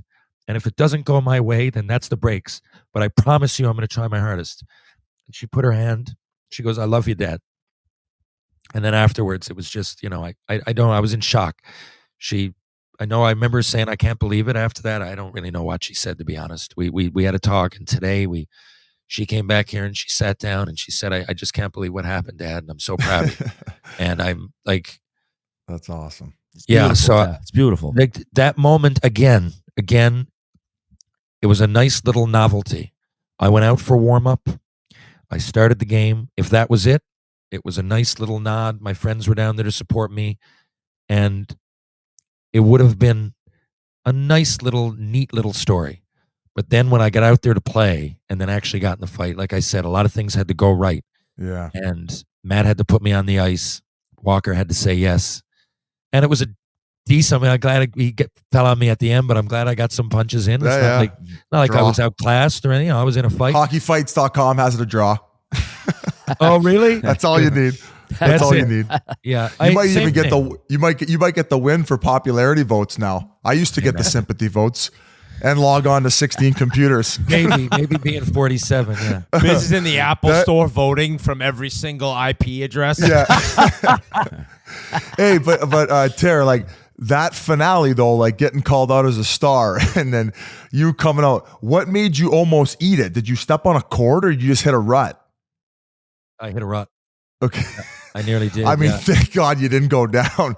And then you finish it off with the bow. It was so you. Like you're such a showman. And yeah, none of that was. But when the game ended, I was gonna go straight off again because I didn't want to be a sideshow. But then I was like, okay. And I even forgot. Nowadays, you go over and you do this one to the crowd, right? Yeah. So I did that, and then it started to be. And when I did it, the whole play, like everybody was doing it, and then I just kind of, as soon as I did that, then everybody erupted, and I was like, okay. And then I came off, and Melindy and Jordan Escott said, "Hey, get back out there." So I went back out once, and I had already done it. And then I went off, and the lights came out. The lights went off, and they said, "Hey, every game, there's a hardest working player, and you got it." So I ran onto the ice. I didn't really know what to do. Told you, Penny. Yeah, exactly. Yeah, and I figured I didn't really think it out, and I didn't want the bow to seem cocky, but I thought this is the last time that I'm going to have skates on in a professional. And it was a nice little end. So I gave her one of these. In other words, thank you very much to the fans for all the memories, for everything. I mean, I played around the St. John's Maple Leafs too. A lot of the same, they might be older, but it's a lot of the same fans. And if nothing else, they know I tried my hardest. I was a hardworking player. And, I think for them, it was a bit nostalgic to see that again. Oh. So when's the tattoo What a great coming? story. I mean, it was just awesome. Kind of took over social media, and I know you said you haven't been on. I haven't seen like any negative press about it. I think everyone who's a hockey fan enjoys, and Chiclets fans know you a lot better than others. So it was just like you said, perfect bow on your career, getting to do it again, getting to be one of the boys, a great description and story of the whole day. So I'm real happy for you, dude. Congratulations. Boys, thank you very much. You never really know, do you? Every once in a while, like the stars align and these situations turn up, and couldn't be any more fortunate. It really was one of the best moments of my life. And I'll tell you why, guys, that I think it's my best hockey memory. You're going to laugh at me, but at least personally, I mean, we lost the game. I have won world championships, so I'm not saying it's you had your guy. But yeah, but like my first NHL game, again, I don't want to be cocky when I say this, but I kind of expected it. I mean, you're working towards a goal, you get drafted. It was still a bit overwhelming, and it's awesome. It was the Montreal Canadiens, but again, I'm working towards that. This was out of nowhere. This just happened. This was like, and it happened, and it all played out so positive, and so much inspiration and emotion all around me. And so that I didn't plan for it. And that's why I say, like, it just happened.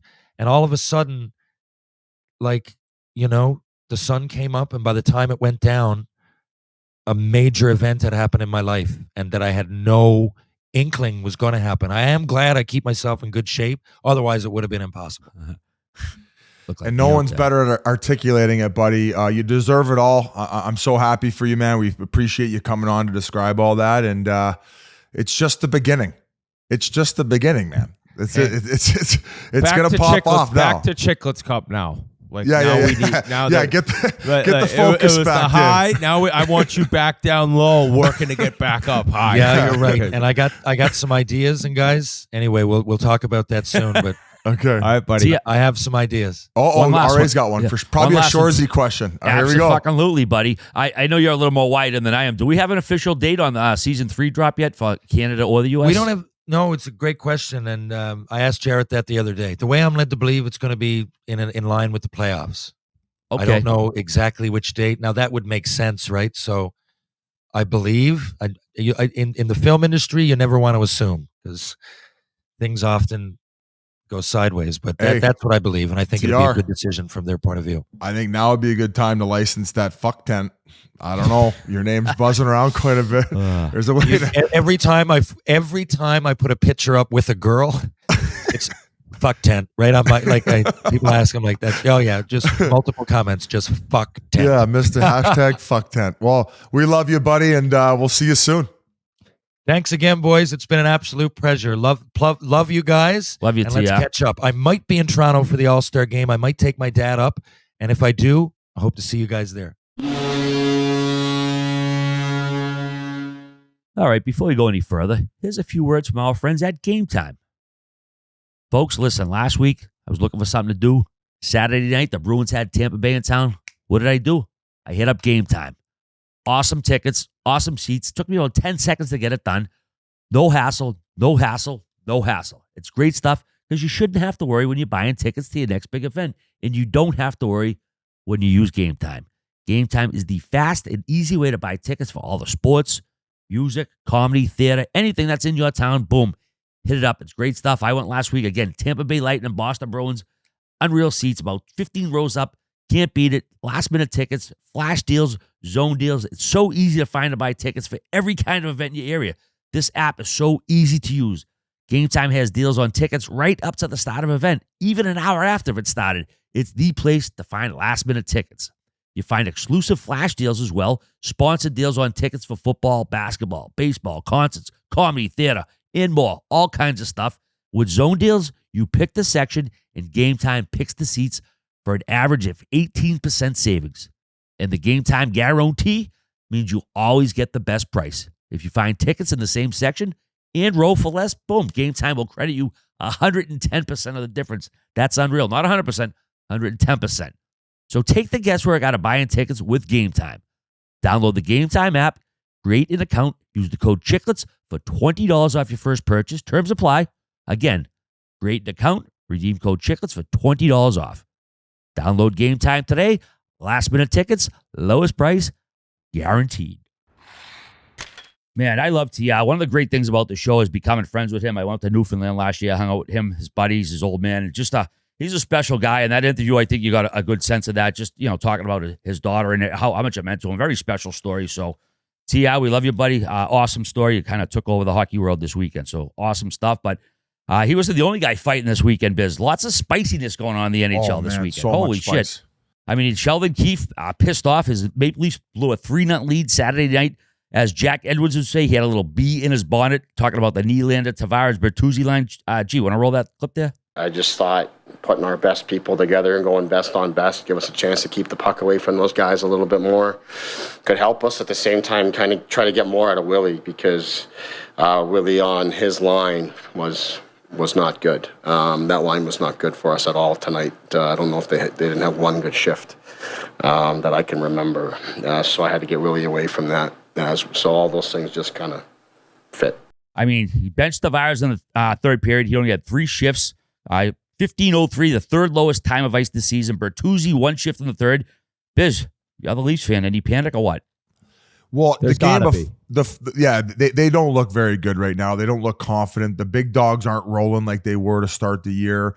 That was a bad big dogs against the big dogs game on Hockey Night in Canada, where they just laid a complete egg. And going back to the game before, I mean, hey, Matthews, though, for the most part, he's been fucking buzzing. 33 goals on the season. What else do you want from him? What else? Exactly. He's like, you got your guy, Austin. If he has like part of a night off, I can't really be fucking hounding him much. But They were up 3-0. The third line for the Leafs were going so good. That Domi line, they were snapping it back. They were getting offensive zone. They were fucking sustained pressure. They were in on the forecheck. But overall, the big guys just laid a complete egg. More so Marner, Tavares, and fucking Bertuzzi just looks nothing. He looks like a shell of himself compared to what he was in Boston during playoffs. So I don't know if he's the type of guy that's a second half player and he starts coming around, but I agree with everything that Keefe said in that presser where he's like, I finally had to get Nylander had some shifts where he was dominant. Was he unbelievable? No. Same with Matthews. I thought that he had some shifts. So to say that he had to get Tavares and Bertuzzi away from Nylander, I thought the comments were fair. Like you talk about 3 shifts for Tavares, only 1 for Bertuzzi in the third. And I still think that based on some grimaces on JT's face, and maybe Keefe ended up clearing this up afterward, it felt that maybe he got a little bit banged up, and that was why he was maybe not playing as well. On the Cogliano goal, he does get beat off the wall, so I don't know if it was him just actually finally saying enough's enough, you're playing like a dog tonight. And then they ended up going into Detroit and losing. So I don't mind when a team's not necessarily playing that good midway through the year. What I care about, because if you go back to last year, like Vegas before the All-Star break, everybody had a million questions about whether they were even going to make playoffs. Like Jack Eichel was on a cold streak before playoffs hit, or the All-Star break hit. So if they can come back, get a little bit of fucking momentum and take it into the second half of the season, I want to see what they're doing ramping up here. And I don't mind these fucking pee-pee whacks that Sheldon Keefe's been giving them, but a lot of people are barking if how long that he's going to kick around. I think 100% you give him till the end of the season. You let him try to figure this out. And if at that point you're not getting the response from the lineup that you have, yeah, maybe there's a time to look on in the offseason. But no panic for me. I don't give a fuck if they ride him out. I think that they're going to be just fine. They're going to get some guys back healthy, and especially with goaltending coming around, they'll figure it out. I couldn't believe the press conference because, well, I respected it, right? He's pissed off. He's calling guys out. But for him to say, like, Makar and McKinnon is a different NHL. And they deserved it. Which it is. It like those two and McDavid and a couple others. It really, we've talked about it before. They need another league. But just like right in his big guys' faces to just say that, it was eye-opening. And I'm going to read you guys a list of teams. All right, tell me quickly, very, very quickly, even one word, what you think of these teams this season. Chicago. Oh, just like complete Lottery. Rebuild done. Trash. San Jose. Trash. Lottery. Trash. Anaheim. Lottery. It's a good start. Columbus. Mid. 7 lotteries. Very mid. Ottawa. Trash. Brutal. Lottery. Montreal. Brutes. A lot of fire. Minnesota. Ugh. They've been laying. They started out like shit. They got it. They fired the coach, got a winning streak, and now they're laying another egg. Want to know why I listed those teams? Oh, some stupid stat. I don't know. Those are the only teams with less regulation wins than the Toronto Maple Leafs. This team is so average biz. You know what? I'm going to say it's a good team. It's not even remotely close to a great Stanley Cup contending team. I don't give a shit how good those 4 players are. They have zero chance of winning the Stanley Cup. And you know it too, buddy, and I love you with all my heart. You're one of my best friends, but deep down you know it. And I think Leafs fans know it too. And the problem with this team is, like, if those big guys aren't humming, they got no chance. They got no chance whatsoever. And they can beat some bad teams, and, like, those guys can have their 3-point nights. But, buddy, they play a legit NHL team, a Stanley Cup contender. They play Colorado. Pfft. Smell you later, Toronto. And I'm gonna be the bigger man here, just like I admitted on the other thing where I was wrong and I changed my opinion on the All-Star game format with the skills competition. I think that I'm going to be more optimistic in a few years, and they got a lot of work to do. If goaltending can somehow figure itself out, hey, maybe we go on a little bit of a hot streak, get some guys going. But everything that you're saying, I'm starting to see. My lenses are becoming a little bit more clear. You're a man of truth and honor. it would have to be a team of destiny at this point to get it done with the other pieces that they have around those guys. I'm a little bit less delusional, but if some way that these guys can start creating magic, much like the ace of spades of the team they played the other night, then maybe there is a chance. And the reason I say that is, as far as Colorado's concerned, yes, do I think they have a little bit more depth? Well, maybe not with now Nichushkin out, who's got, 22, 23 goals. Oh, he was tied for first in the league with power play goals. All of a sudden, he's not in the lineup anymore. Maybe Landeskog comes back, but that top 5 guys you put on the ice, that's what's got to win you a Stanley Cup. And to going back to the broadcast, I said that as far as ace of spades, you know the term ace of spades? Did you guys used to use that in the locker room? And the reason basically, it's when the coach comes in, he reads off the top line on your team with the top set of defense. I would say the most hardcore ace of spades is when you drop the nut of Taves, Makar, and then that top line for the Avs. Right now, there aren't many teams in the league who have one even close to that. And right now, the only other team I can even think of is probably Vancouver, where you put Quinn Hughes and Roenick on the ice with that lotto line. Like, I don't know if you saw the shift from the other night they had against Buffalo, where they'll cook in the offensive zone for like a minute and 15 seconds. So that's really their only hope in hell of going on some type of run. So my delusion, yes, Whit has backed off, but look out in 2 and 3 years from now. Okay, fair enough. So, Colorado, RA, you could get into Nichushkin, obviously. He's entering the program. That's something where we saw what happened, or we don't really know what happened, but he wasn't around for the playoffs last year. Something went down in his personal life. He comes flying back this season. You're happy to see him. He's a horse, a moose. He flies around. You can't move him in front. Great hands. An unreal player. And now he's back in the program. Or maybe it's his first time in the program. It's just shitty news for that team and for the guy. We wish him the best. But on the bright side, the picture of Landeskog on the ice in full gear. And I think that their GM mentioned that what did he say? There's a chance he could be ready for the playoffs. Is that kind of how he worded it? Possibility, he said to our buddy Frank Saravelli, yeah. That there's a possibility. Mean, if he's able to a month out be like, I'm good to go, and then you got the LTIR, you got the Kucherov set up, and somehow, hopefully, and granted, Nichushkin's life, that's a lot more things important, but if he can get healthy and get back, and then all of a sudden you add Landeskog with no cap, heads up, because they're going to add something. We've heard Lindholm's name kind of thrown around. I think Lindholm would be incredible on the Bruins, but I think Colorado's in a great spot. And I know this year we've talked about them as kind of being up and down, and McKinnon really has carried them. But I called them a one-trick pony, and I got a bit of criticism. But if you go back to last year's playoff, like, they were missing the Nichushkin, and outside of they had nothing. They were a one-trick pony, no? That's all they had to keep doing was fucking putting that line out there for anything against Seattle. So Druin scored.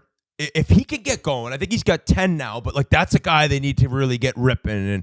And so I believe in the Avalanche, put it that way. Like, I consider them a true contender. And obviously, like, can Georgiev go on a run and win a Stanley Cup? I don't know. But in terms of like that top end talent and how the team plays, I look at them as a legit threat to win it all. And just the fact of, more than anything, Landeskog being able to get healthy again. Dude, that guy's been through hell. They won the Stanley Cup. It's the peak of his career, and all of a sudden, the knee gives out. And I mean, there was times and rumors that kind of made it sound like he was done. And so just somebody told ice, me it's the same thing that Mathot went through, where all of a sudden it just wasn't aligned, and there's like a clicking, and you know, as you start working out and start having activity, it just kind of falls back to that unalignment where it's just like, buddy, it's going to cause you these sharp pains. Now, he obviously went and got surgery on it to realign it, so maybe it's kind of like staying in its place and working the way it should be. So that would be a huge boost. And then even if they don't get Lindholm, at least if Nichushkin's back and Landeskog's there, like, now all of a sudden you actually have a 1-2 punch. Like, you're not as vulnerable. Yep. Yeah, I assume Landeskog's going to do that sting from the rafters, that gift, you know, the wrestler coming down out of nowhere. And also, too, the Avs, they got a first-round pick this year, next year, and in 2026, a second in 2026. They got some good prospects. They got a lot of shit they can move around. Also, the LTIR, Landeskog, Lehkonen, and Francouz comes to $13.5 million. So they definitely have a lot of room to make a move if they want to do that. What do you got, One more thing on the Leafs, and I know you'll agree with me, Biz, because we've chatted offline about this. So they got their first rounder this year that they could trade. They got their first rounder in 2026 that they could trade. They do not have a first rounder in 2025 because they use that to bring over Jake McCabe, who looks great, Biz. I'll admit, hey, mea culpa. I was down on that guy. He's a physical force. No, he's a number 4. He's a you good. know who else they got in that deal? Fucking Lafferty. And they let Lafferty go. And look what he's doing for Vancouver. You're telling me Lafferty couldn't help that friggin' forward That's the one that got unit? away right there. That's the one And that it's got like, away. Jesus Christ, I don't know what they were looking bulldog. at. You needed a bulldog, Yeah, especially that after guy's losing money. Bunting. You needed somebody else to be able to mix it up. I thought that Benoit kid who's been called up, that defenseman's adding some snarl to their lineup, but having a guy up front playing the way that Lafferty's playing, and I think he's making just over $1 million. And come on here. That's a fumble fuck if I ever saw one. Yeah. Whit Dog, a little further to the east Saturday night, the Habs, you got a little tweet action going. They're booing McDavid. Apparently the Habs, they claim that they boo guys out of respect. It sounds like the biggest bullshit thing ever. You got some heat online for that, Whit Dog. Little Twitter battle Saturday. Well, they gave it to Bedard early in the season. Yeah, And so- once so- again, it was a badge of honor. But is it? So, yeah, they do that. They've always kind of booed the best players, which basically my tweet was, I got to pull it up because I don't remember exactly what I said. Now, of course, the Oilers win again, 10 in a row. 10 in a row, baby. The fact that the Edmonton Oilers never had won 10 games in a row. They had years with Gretzky. I think they won 57 games, I know, but 55 games. somebody on the panel got a funny text. It's like, yeah, but they never saw a party they didn't like. Yeah, so they were it's just going- like, oh, we got 7 in a row. We could take one off. Hey, I could have a couple pops. So I wrote, all these moron Canadian fans booing McJesus. Here's the game-winning assist right in your face.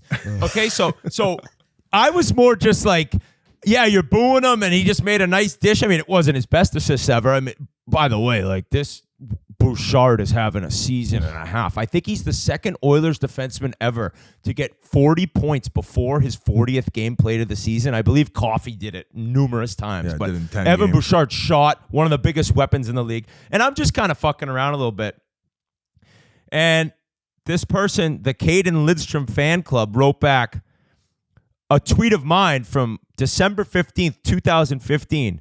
I don't know what I was responding to because there's a tweet that was like deleted or something. I said, don't need to. Fans have every right to boo whoever they want. I would never do it, but they are all paying customers. So That guy brought up the receipts. yeah, he brought up the receipts, but I'm not saying I wasn't saying in my original tweet like they can't boo, right? Like I'm saying they're booing him and he just got an assist right in your face. So it was more about the fact that like he just made you look like fools. And I do believe all these Canadians fans coming at me in my mentions. I saw like a Canadians blog or type podcast has a guy that's out like talking about it. We boo out of respect. Like I totally understand what they're coming from. But when the guy you're booing gets the game-winning assist, you can laugh at them a little bit at their own expense, which is what I did. So in the end, it's just the Oilers winning 10 in a row. It's the Oilers being the best team in the league since I quit. Have I missed a game? I won't say. No, but do I tweet about him anyone? No, I don't. And believe me, I want to come back. I've been in discussions. I mean, I got the Oilers CEO, Jeff Jackson, reaching out on Twitter. Whit, come on back. Once an Oiler, always an Oiler. PTO? And now I can't hop on right now because God knows they'll lose the next game. It. I think you should dip your toe in. I can't come back until they lose 3 games in a row where then like maybe I come back and get a little That's good how love you that they reverse win. the spell? I don't know what to do.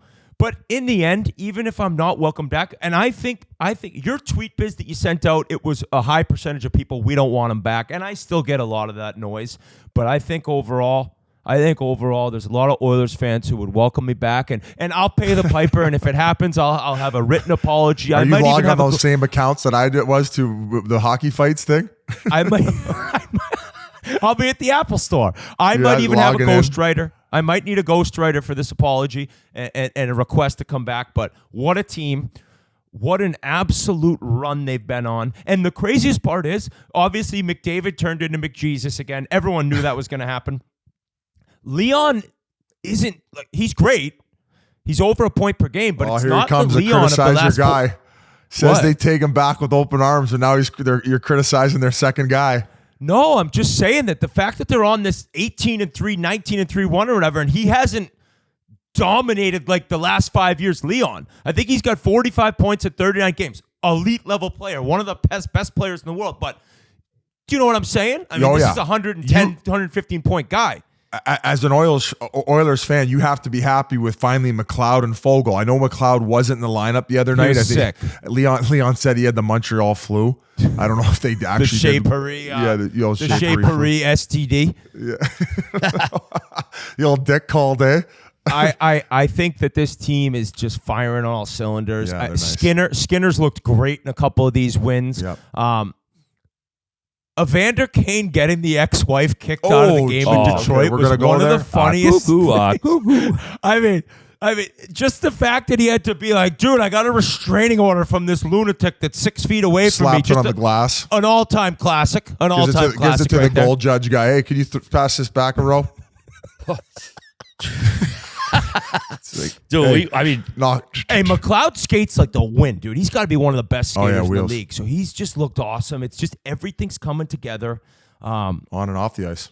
On and off the ice, and I miss him, and I love seeing. And like I said when I quit, I'll always root for him, and I love seeing it. It just really sucks to not be like very vocal on Twitter after each and every win. There's quite a few streaks going on right now. I think Seattle, as we speak, is they lost today. Oh, they lost today. Yeah. Okay. Crosby, 2 more goals. Yeah. Whoop, whoop, whoop. It's crazy. But Joey Decord, man.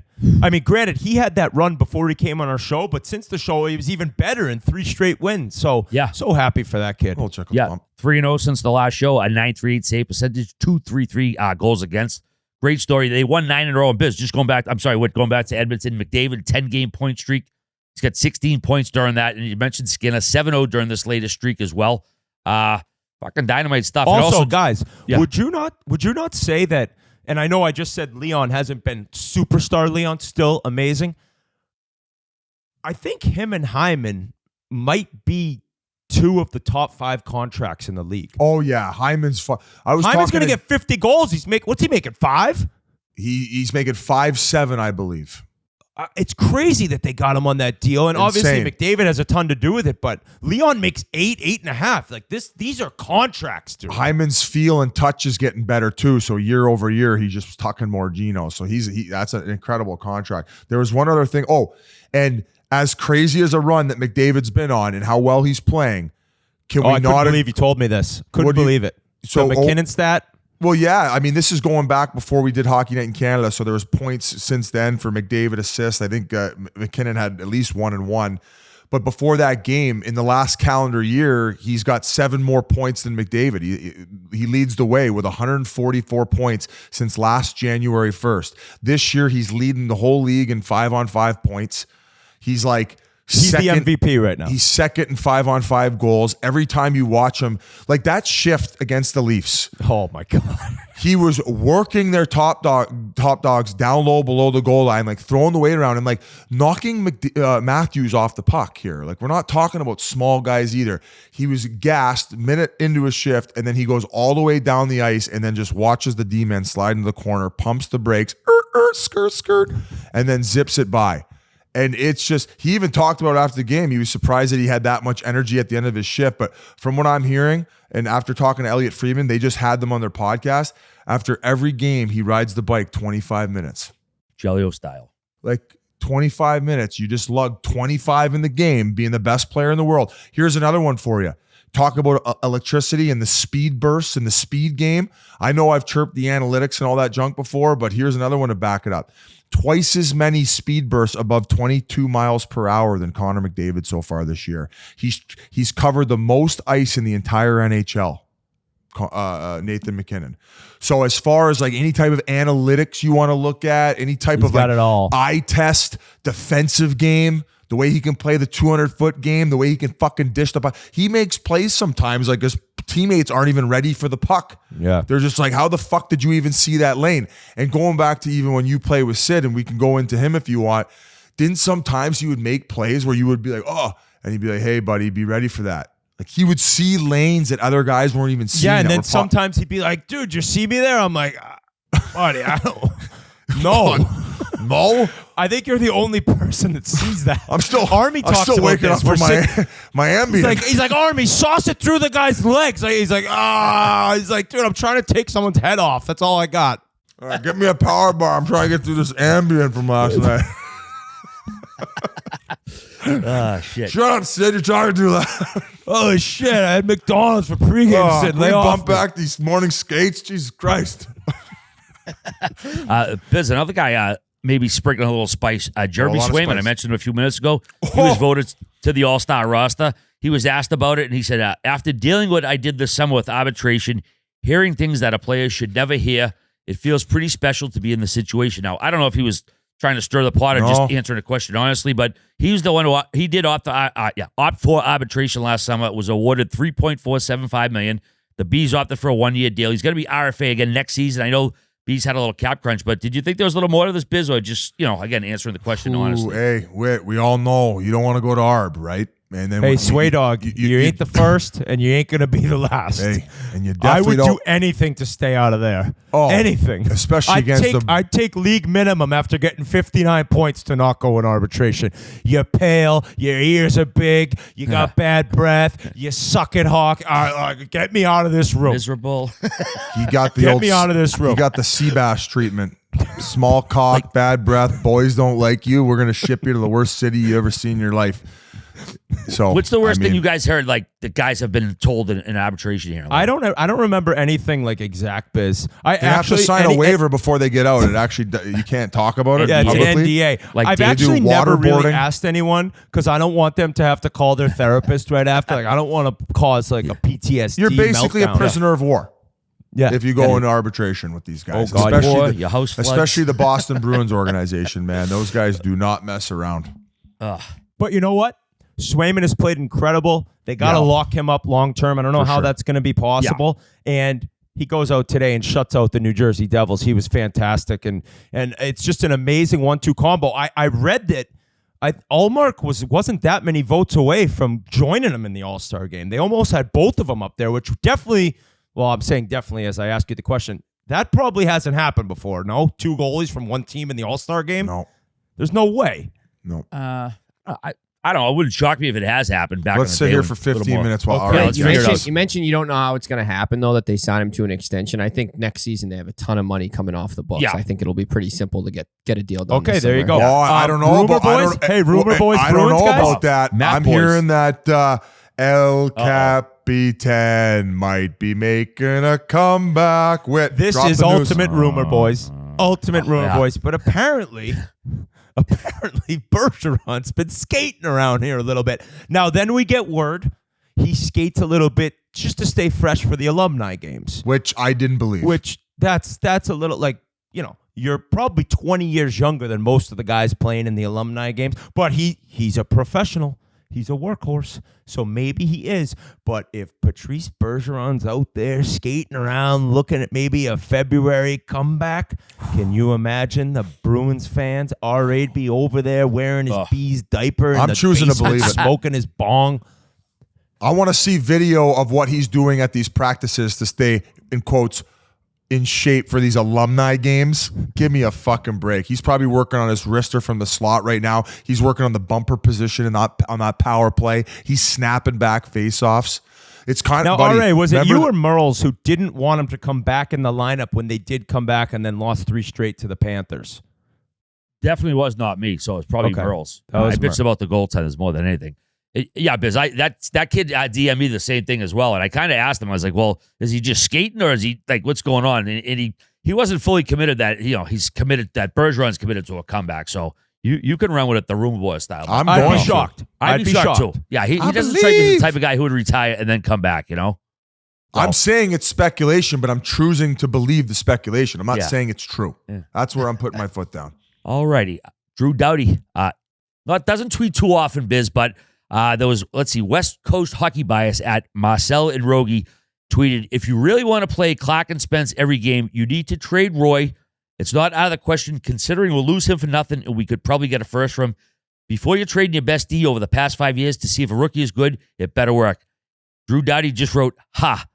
Just like he hardly ever tweets just like, ha, like laughing at it. I don't know if he meant like, ha, Like, if this guy's the best defenseman or what the person said? What was your No, decipher he's off laughing this? at the person's comment because Roy is just, he's a wet blanket. He's an incredible defensive defenseman. He covers a lot of ice. He's reliable. He's saying absolutely not. We're not going to get rid of our hardest working, most underrated defenseman. That you could also throw Anderson in the mix on that one, but no. I mean, Dursey was there before. Last year, Drew Doughty had 52 points and averaged 26 minutes a game.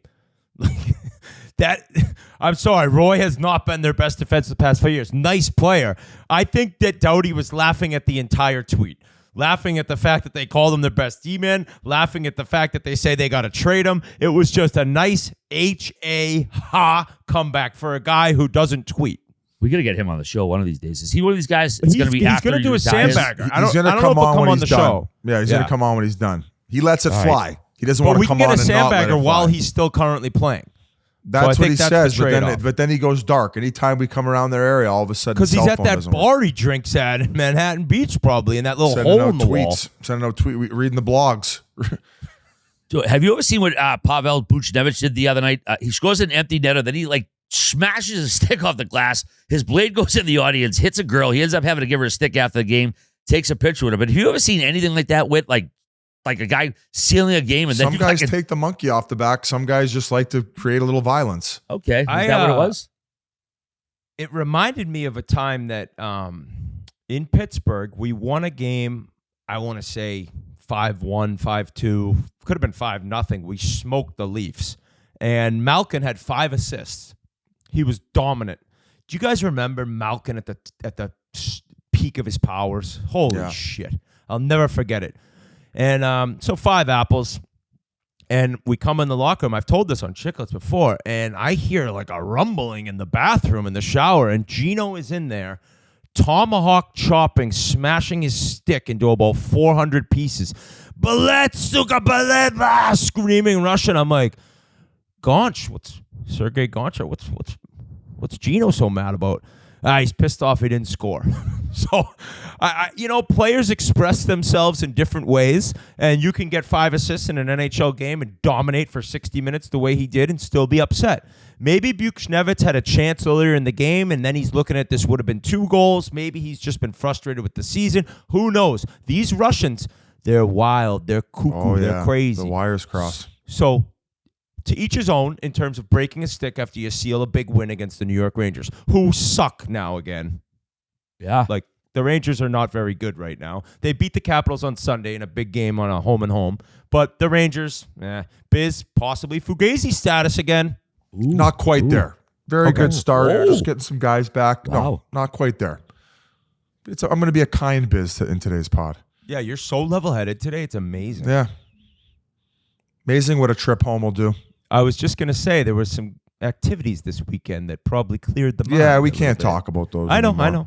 All right, boys. Last week when we were recording, the trade broke between Jamie Drysdale, Cutter Gauthier.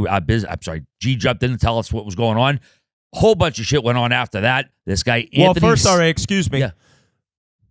Mea culpa. Denny Gauthier is not Cutter Gauthier's father. Yeah, we'll start there. I might have just seen Gauthier and assumed, and he was a former Flyer, and you assume that this guy's got family hockey pedigree. Hey, honest mistake. Thank you, Biz. Thank you. Just wanted to get ahead of that one. Yeah, what kind of crazy shit. We talked about the trade briefly last week, but all kinds of stuff Well, it going had just broken. We knew absolutely nothing, and then since like that moment, it just got fucking crazier and crazier. Like we had Briere talking, we had Jonesy talking. Hartnell was on the local TV station with the worst haircut I have ever seen, and of course we had to get him on and not only talk about it, but also like Torts talking about the Hazy situation. Like when I say that this got crazy, it got fucking crazy. Even I was throwing out fake Torts quotes. That's how silly it got. So let's bring on Hartnell to talk about all and also his experience with Torts as a coach and a lot of things going on Flyers right now. So it's not just about the Gauthier stuff, which was crazy. It's everything Flyers and what they've been accomplishing. They're back in the hockey news, folks. Over to Hearts. All right, before we go any further, here's a few words from our friends at Sport Clips. Hey, gang, I had a big event this weekend. A couple friends of mine turned 50. We had a little surprise party for them. I had to look nice and spiffy. Boom, I went to Sport Clips. Because, your hair may grow fast, but after going to Sport Clips haircuts, you'll wish it grew even faster. They do an unreal job. That's because Sport Clips has the best seats in hair. And that may or may not be because they happen to be right in front of TVs playing sports all day, every day. Little hockey, football, whatever. And we know that watching sports while getting a haircut sure beats watching your reflection getting a haircut, especially when you're me. Which is why at Sport Clips, every day is clippers and curveballs, high tops and Hail Marys, and even waves and wickets. If you're into that kind of thing. At Sport Clips, you can check in with the pros in men's hair and totally check out with pure, uninterrupted relaxation. So yeah, come watch an endless stream of sports on TV while getting an awesome haircut. Because if you got to go meet your friends on a Saturday night, you'll want to look fresh. Sport Clips, it's a game changer. All right, it's been a minute since we've had this character on the show. He was Nashville's 6th overall pick of the 2000 draft, and he went on to play 1,348 regular season and playoff games over 17 NHL seasons with the Preds, Flyers, and Blue Jackets. These days, you can catch him analyzing Flyers games, and it's a pleasure to welcome to the Spittin Chiclets podcast once again, Scotty Hartnell. How you been, brother? Good. What a great introduction. I love it. Nothing about his salad. Nothing about his hair, RA. Well, I was leaving that for you, Biz. I know you already from the broadcast. Oh my God, you have more in the back. It's a mohawk. It is a frohawk, I call it. Did you trim it since the last one? It looked a little bushier last time. Well, when it dries, it gets a lot of volume up top. So I had a nice little executive workout this morning, a little hot tub, a little sauna, a little cold plunge, and then a little shower to end, and waiting for you guys. So I love the executive workout. Like no exercise, right? Just totally just sit. Yep, you got 15 minutes in the hot tub, 15 minutes in the sauna, 5 minutes in the cold plunge, and then wait till the body kind of regulates, and then a little shower, and wait for you guys to call. Hey, how much of those cold plunges popped off? We were doing those back in the heyday in those iron tubs. And now all of a sudden they're selling these $15,000 marble cold tubs. Hey, that was a market that we missed. Mine wasn't 15,000. Take off a couple zeros, but okay. It's actually, I don't know. I'm on a few. Well, since January 3rd, I got home, so I got about 10 or 11 day streak of going in there for about 3 minutes, and it feels good. You wake up in the morning, have a coffee, pop in there. I did it after the executive workout today, but. It's different, and not everyone, but a lot of people are jumping on the bandwagon. I'm on board, and I do it too. I really like it. Now I don't know if it's mental or it's but I feel way better doing them. But I think there's arguments that it's totally mental, but I don't know, man, because I get out of there. I'm not nearly as sore. My inflammation's down. Like, I'll tell you right now, I could slide my wedding ring right off when I get out of the thing. I'm like, all right, my swelling's down. So I'm with you here. I'm with you. That's not the bottle of pink Whitney the night before? Or what? No, because after that one, the wedding ring's stuck on there. Can't even move a millimeter. So it's, I think the cold plunge life is for me, and I guess Harty as well. All right, you doing the cold plunges? No, not at all. Oh, no, you're not. If I had the ability to, maybe I would, but no. His wife dunks his head in cold water to sober him up. He's into the infrared bong hits is what he's into. It is mental, though. When you do go in there, it's all mental, right? You get in there and you're just like, it's cold. Obviously, it freaks you out. My wife went in there the other day to try it. She dipped her pinky toe in there and started screaming. She's like, I could never do this. Crazy, but. It's all mental game. Well, they say that because it's so cold, it can burn fat cells a lot faster and in a way that you can't even when exercising. So that's another component. So I don't know how many LBs you put on since you retired. So that's got to be helping for that. I put on 20 last summer. Actually, I came out of the summer at the beach. I was 235, and I probably played around 215, 220. So it was a solid 20 pounds. I was like, fuck, I got to get my life in order here. What can I do to cheat the system? I don't want to work out. I got to find something else. Oh, there's a Weasel fan down the Jersey Shore. Like, hey, you look like Scott Hartnell, the guy that used to play for the Flyers. Yeah, that's me. It's been a rough go. Yeah, it was. It was just right in my gut too. It's tough when you start drinking at 10:30 because you're on the beach, looking after your kids. You're just grinding, just sunburned. I'm like, oh my God, this is painful. Well, that's a good way to start is after summer. I mean, obviously we got you on partly to talk about this Cutter Gauthier situation, but coming into this training camp, what did you see from this Flyers team? Did you have any expectations that they would be having the success that they're having right now? I personally did. Really hard. I did. I don't think I actually put it on the record, but the way I looked at it, it's Torts had a season with the guys, kind of cleaned up the room a little bit, and everyone was there about 3 to 4 weeks before training camp started, and they were doing baggers. They were, battle drills. Cam Atkinson was feeling good. Sean Couturier was looking great out there, and I'm like, well, yeah, those two guys, maybe 20 goals apiece, 40, 50 points, whatever it is, how solid Couturier has been in these first 41 games that he's played. And everyone's talking about the defense and, how they're going to let in goals. Carter Hart's number one. Sam Erson's been legit. And I'm like, I don't think they're going to be third last. Like everyone's picking them, right? I think they're going to be competitive. And man, they've done everything, everything and more, right? I think they've kind of exceeded everyone's expectations. One of the biggest surprises in the league, but I just love the way their attitude, how they block shots, how they play the Tort style of hockey. They're very structured. I just love the way that they come out and battle. They've been blown out maybe once by LA Kings at home, 5-0. And then other than that, they've been in almost every game. What have you heard about how Sanheim handled the summer? Because this guy is just popping off this year. He's got all this skill. He's enormous, but I mean, they called him and said, "Hey, you're traded if Torey Krug is willing to come." So, I don't know if you've talked to him or any of the guys. There had to be a moment where he was kind of rattled and disappointed, but he hasn't showed it at all this season. No, it's amazing. And Tortorella, I hated him as a coach kind of when I went with him, but afterwards I was like, man, I wish I would have had this guy when I was, 18, 19, 20 years old, because he teaches you mentally how to play the game, how to be a pro.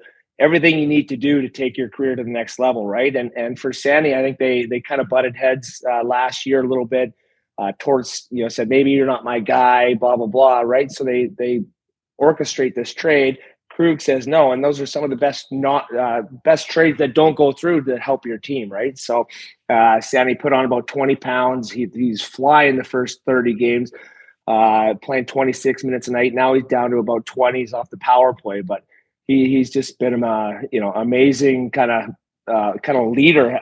He's just kind of taken charge of that back end, and now you add a Jamie Drysdale too to it. It's you got two horses back there. That was a pretty cool moment when they gave him the standing O. Apparently they brought his folks in too, just really trying to get him acclimated as quick as possible. And obviously the fan base felt a different way about the other guy going the other way. Yeah, well, Jamie Drysdale, I didn't know that the Flyers did that. I found that halfway through the broadcast that they flew him in, flew his parents in, and just to say hello. The whirlwind 48 hours when he got traded, to coming in at 5:45 for practice, playing that the game the next night. And I'm like, what a classy move by Danny Briere to bring the family in. You don't really see that on not many other organizations. And that's kind of where the Flyers have been the last couple of years, right? Since Dan Hilferty took over. They got Keith Jones in there, who's an absolute beauty. Danny Briere is a little sneaky little bugger. He's going to try and bend you over on some trades and all that kind of stuff. So they've really, really kind of went from kind of mediocre to top shelf. Just to quickly hop on that, just from talking to maybe some past alumni and maybe with the ownership group, it seems like there was a bit of a disconnect where part of the reason of bringing these guys in like Jonesy, Briere, the list goes on. I think Sharpie, Leclerc's John back Leclerc, in the mix. Yeah, to kind of reestablish that Flyers culture, because I believe when you were playing there, it was like a family. Even the alumni, it was just this big extended family where when people would show up to the rink, they would see all these old veterans, and the fans would feel like they were part of it too. Yeah, Mr. Snyder was incredible. God rest his soul, right? He was in the locker room after big wins.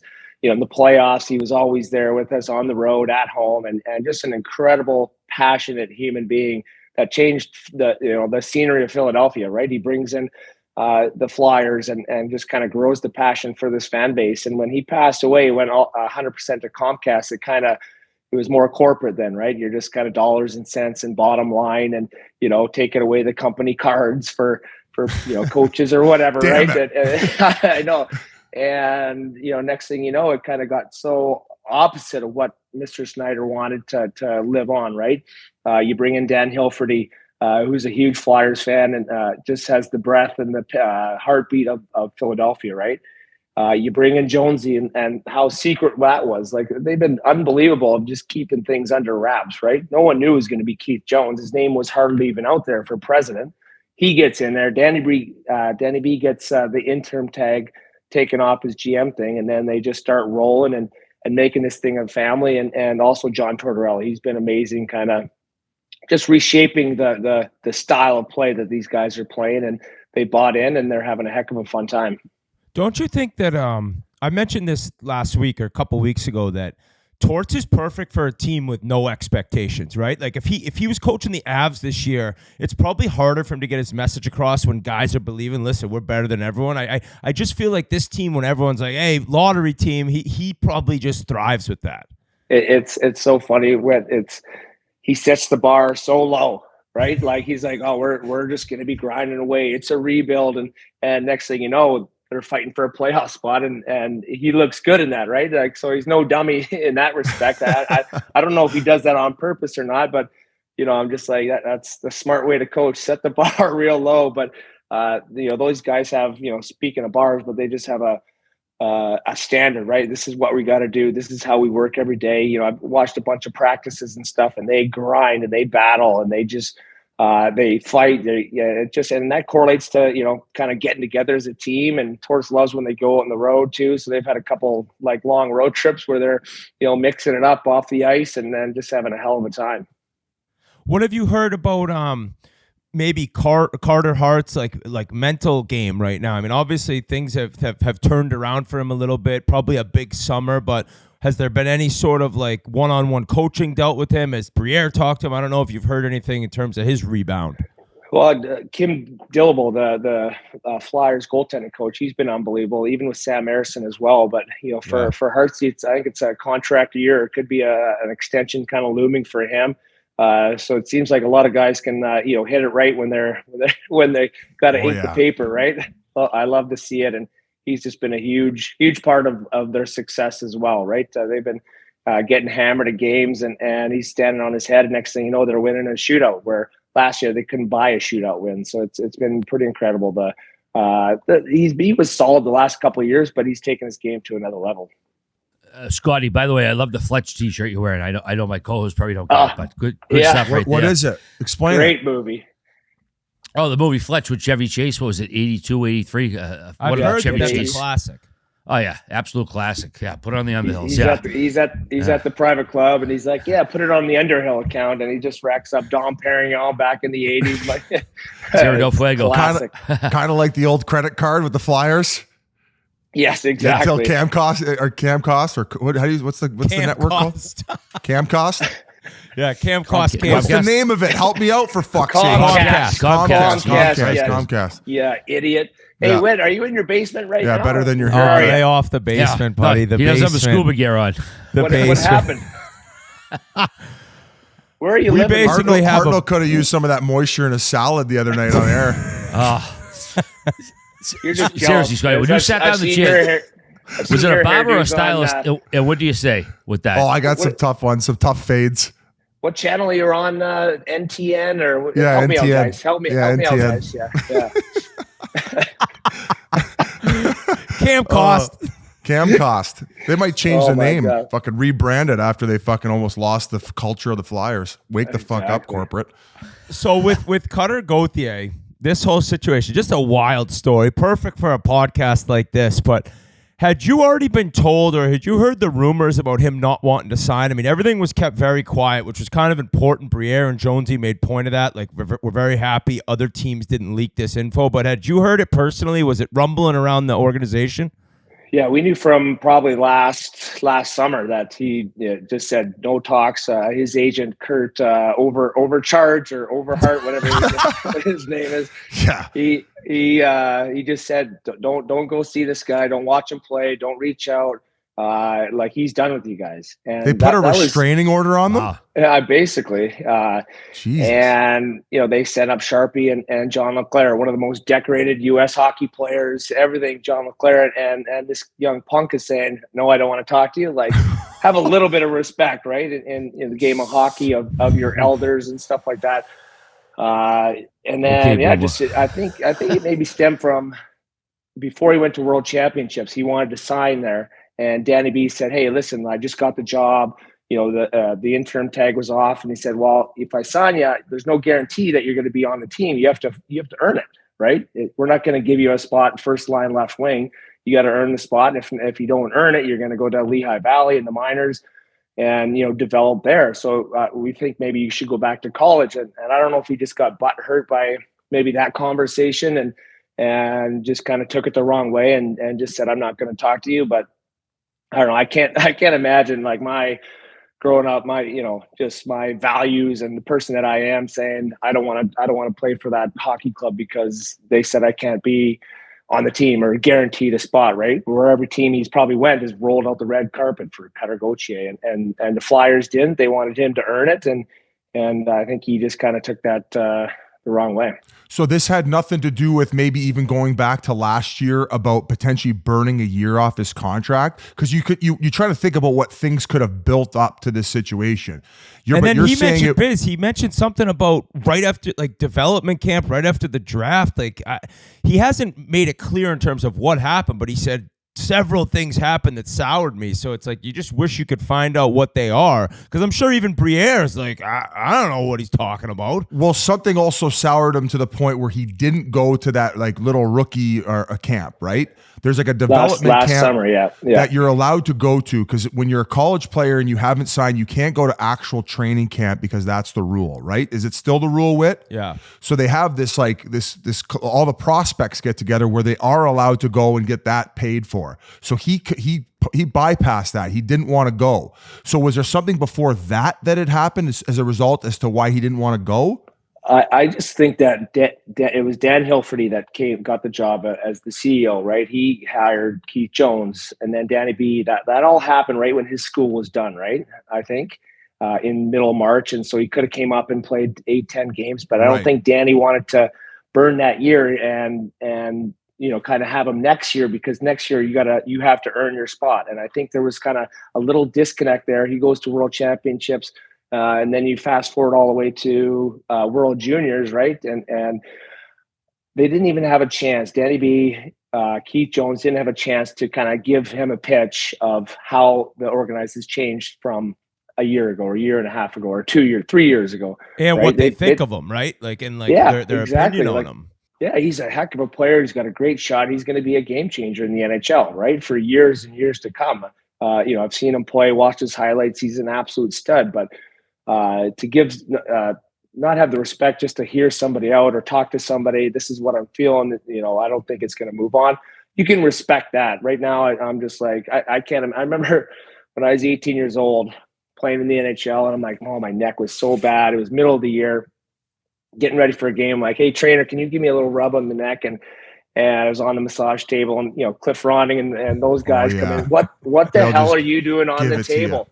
And they're like, get off the table. You're 18 years old. So anyways, I'm like, oh shit, my neck's kind of bad, but whatever. I'll just battle it out. So the next like 3-4 days, as soon as I went to the training room just to say hi to the trainers, good morning, everyone hopped up the tables. Heartsy, have my table. Heartsy, have my table. And I was like, guys, this is getting old. This is like 4 days after Oh, this. no. I can't turn left, guys. I don't know what to do. It's amazing how times have changed, eh? They're like, go to Massage Envy. Stay off the fucking table. Go to Ty Royal. Get a tug too. I swear to God, I didn't go on the table until I was like maybe my next contract, like year 4. I didn't want that abuse again, right? So now guys are picking where they want to play before they sign a contract, before they play one NHL game, right? They're like, I don't feel like going there. So it's a little bit different. Just also to dumb it down for people who don't know what we're talking about burning the year, is sometimes college kids who have the leverage after they're done their first college season where they've already been drafted, they want to sign right away, and then they want to play maybe 8 to 10 games to finish off the year, and then that way you only have 2 more years on your entry-level contract as opposed to the 3 full years where you can quickly get to restricted free agency, which, in some cases, if you're an okay player, you get this bridge deal. But if you pop off for a couple years nowadays, they're handing out these 8x8s like they're fucking like they're candy now. They're candy. You put up 40 points. Fuck, here's an 8x8. Oh, fuck it. Oh, you're half year of the minors. Ah, fuck it. Here's an 8x8. It's crazy how you much get money. An 8x8. You get an 8x8. I get the Oprah Winfrey style. show. So, and once again, like, we're not saying that that's the case, but you have to speculate, like, in this short period of time, what could have aggravated this kid enough to pull this off, because you might see this going back with like first overall picks. Like, wait, you mentioned the Eric Lindros situation. And what people said to me was all the Flyers fans' arguments were, well, Lindros told Quebec before the draft, do not draft me. And Cutter Gauthier told the Flyers, I could see myself as a Philadelphia Flyer. Okay, there is a difference there, no doubt. Now, to play devil's advocate, a player used his leverage here, okay? Like, a player was able to use his leverage. He's a high-end player. He knew other teams would want him, and he did. And there's times when teams, you're not playing well, bought out, see you later. There's not a ton of leeway. It's a business, right? Like, teams fuck over players all the time. This kid ended up fucking over the Flyers. Now, so in a sense, I'm like, well, he used his leverage. He got out of where he didn't want to be. Okay, what you say, Hart, is true. I'm at a BU game. I'm watching them play, and they have a Philadelphia Flyers prospect, Devin Kaplan, good player, and I ran into John LeClaire, and it was great catching up. I got to play up in the Flyers, like you mentioned, American legend, guy I looked up to growing up, and I was talking to him. He's like, I go around, I meet with the guys after, and he was going down to meet with Kaplan after, and so does Colby Armstrong's brother, Riley. Yeah. And then you think of the fact that he was over at BC the night before, and that he wouldn't even meet with him. That's the one thing where it's like, you could have easily shown the respect and said, I'll meet with John LeClaire. And in your mind said, no matter what he says, I'm not going there and I'm not signing there and I don't care. But he didn't do that. And I think that's the biggest thing. I think if he'd met with the Flyers and he agreed to talk to Briere in Sweden or Jonesy and he agreed to at least listen, I don't think the backlash is as bad as it is right now. But there is a side to this that he used his leverage the same way teams use their leverage. He just went about it the wrong way, in my opinion. Yeah, and I believe there was like a list of teams that he gave Danny B as well, too. Okay. Holy and, shit. That'll do it. Fucking and RFA I think already. some of those teams on this list said, we'll pass right off the bat. So I don't know if what the deal is, but it's in the past now, and I think the Flyers are, there's one game he's played. It was against. It was last night. Fuck. Montreal. Montreal, and he played like lights out. He was, the fourth attacker, couple shots, overtime. He had 3 or 4 point blank chances to score. Got an assist on the power play. So he's going to help this team big time. Yeah, it was nice to see, even defensively, like closing on guys, the decision making. Yeah, he looked really good. Geez, I'm surprised Cutter Gauthier didn't ask for a Camcast card, a credit card, as well as that No Treatment, maybe like a little gift card from him. That's fucking wild. Yeah, you can't make it up, that's for sure. Hey, but on the shitty side of it, there was that crazy situation with one of the guys who runs a Flyers podcast where he was trying to blame Kevin Hayes for telling this kid to not come to the Flyers. Ridiculous. Yeah, that Torts presser was lights out. He Torts is the best, right? He comes in there and he fires, one word answers for 35 seconds. And anyone else, and then he's bolts right there. He comes in, he's like, "Who's that guy that said that stuff about Kevin Hayes?" And Sam Flippo was like, "Yeah, it's me over here. What are you thinking?" Just goes off on him. But you don't want to see the stuff that I know Cutter's gotten some death threats, and hey, you piece of shit, what the heck are you doing, right? So you don't ever want it to get to that point, and you feel bad for these kids, right? They're human beings at the end of the day. We you guys make a living on this OK podcast, talking about it. But it's sad where, kind of the social media stuff where it goes to. I got some death threats too for misquoting Tort, saying that I wouldn't know Cutter from a glory hole. I put in glory instead of just our hole in the wall. It's amazing. People were fucking going nuts. People were sending me death threats for going after your chop. That's how hardcore Flyers fans are, and they're back in the mix. Well, that's why I was saying this team, I guess it's the last team in the world you want to do this to in terms of saying, I'll never meet with you, I'll never sign with you, because I've never seen an organization respond the way the Flyers did. Jonesy, the CEO, Briere, we got Hartnell on there. Like the night this news broke, it was all hands on deck. Fuck you, kid. You don't want to be here. We don't want you. So the fans probably love that, though. They buy into that. And the other unbelievable thing about this whole deal, right? So the Flyers knew that he didn't want to sign for over a year, right? And no one knew about it.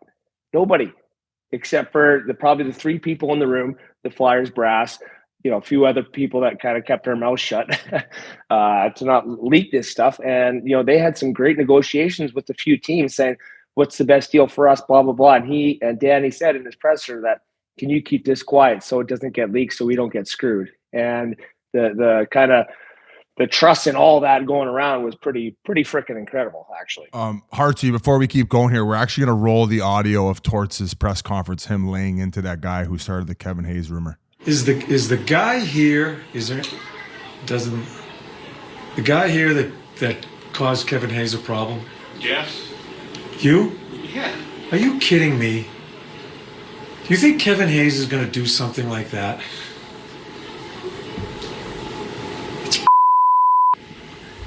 Any last questions? Person letting the first two buy him. It pisses me off that you guys throw that around and affect someone's life.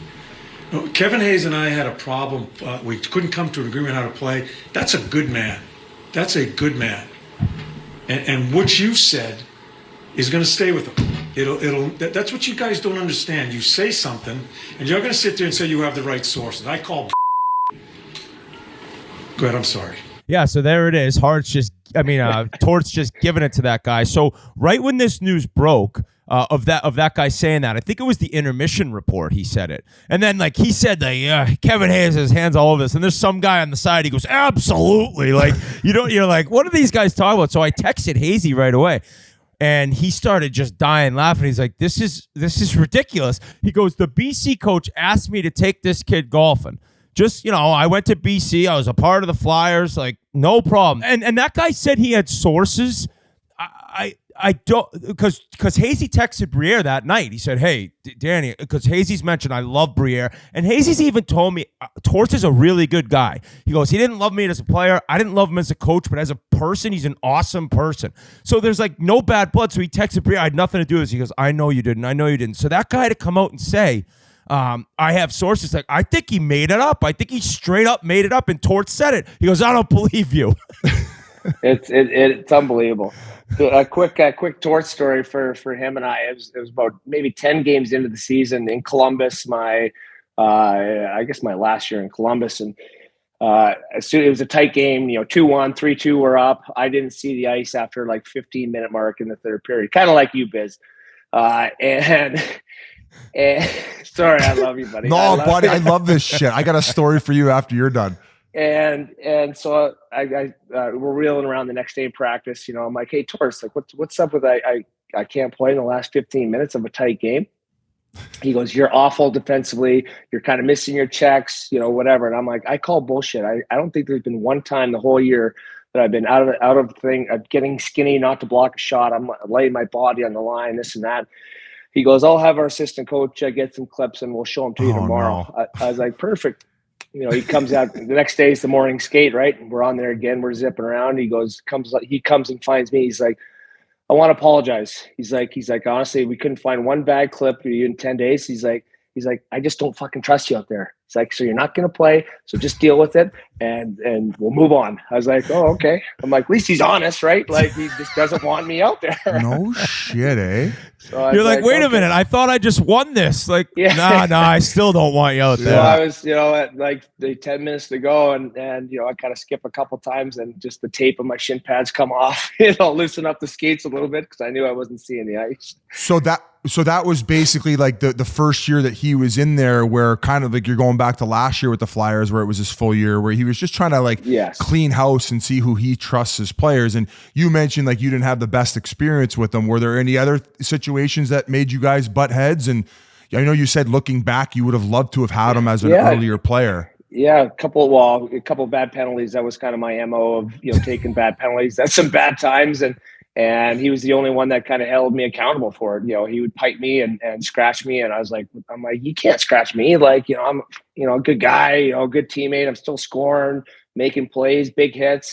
And he's like, no. And I, went into his room. He's like, I got an open door policy. I go in there and I'm like, what the heck's going on? And he's like, I'm not putting up with this crap you've been doing your whole career. Like, you're done. You'll be back in next game. He's like, be embarrassed. Like, and you are embarrassed. You're hurt. Your ego's struck, everything. And, got back in, and, I think I scored 4 of the next 5 games, and he looks like, the coach of the year. Yeah, exactly. The mad genius that he is. And it was whatever. And then my game started to dip again. I got scratched again. I went in there again. He's like, yeah, you're not playing. I'm like, I know, I'm trying to find it. He's like, well, find it tonight or the next game when you get back in.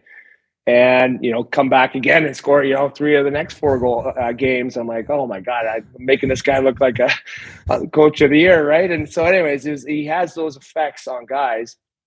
And, for my next 2 years, I only played that rest of that year and one more in Nashville.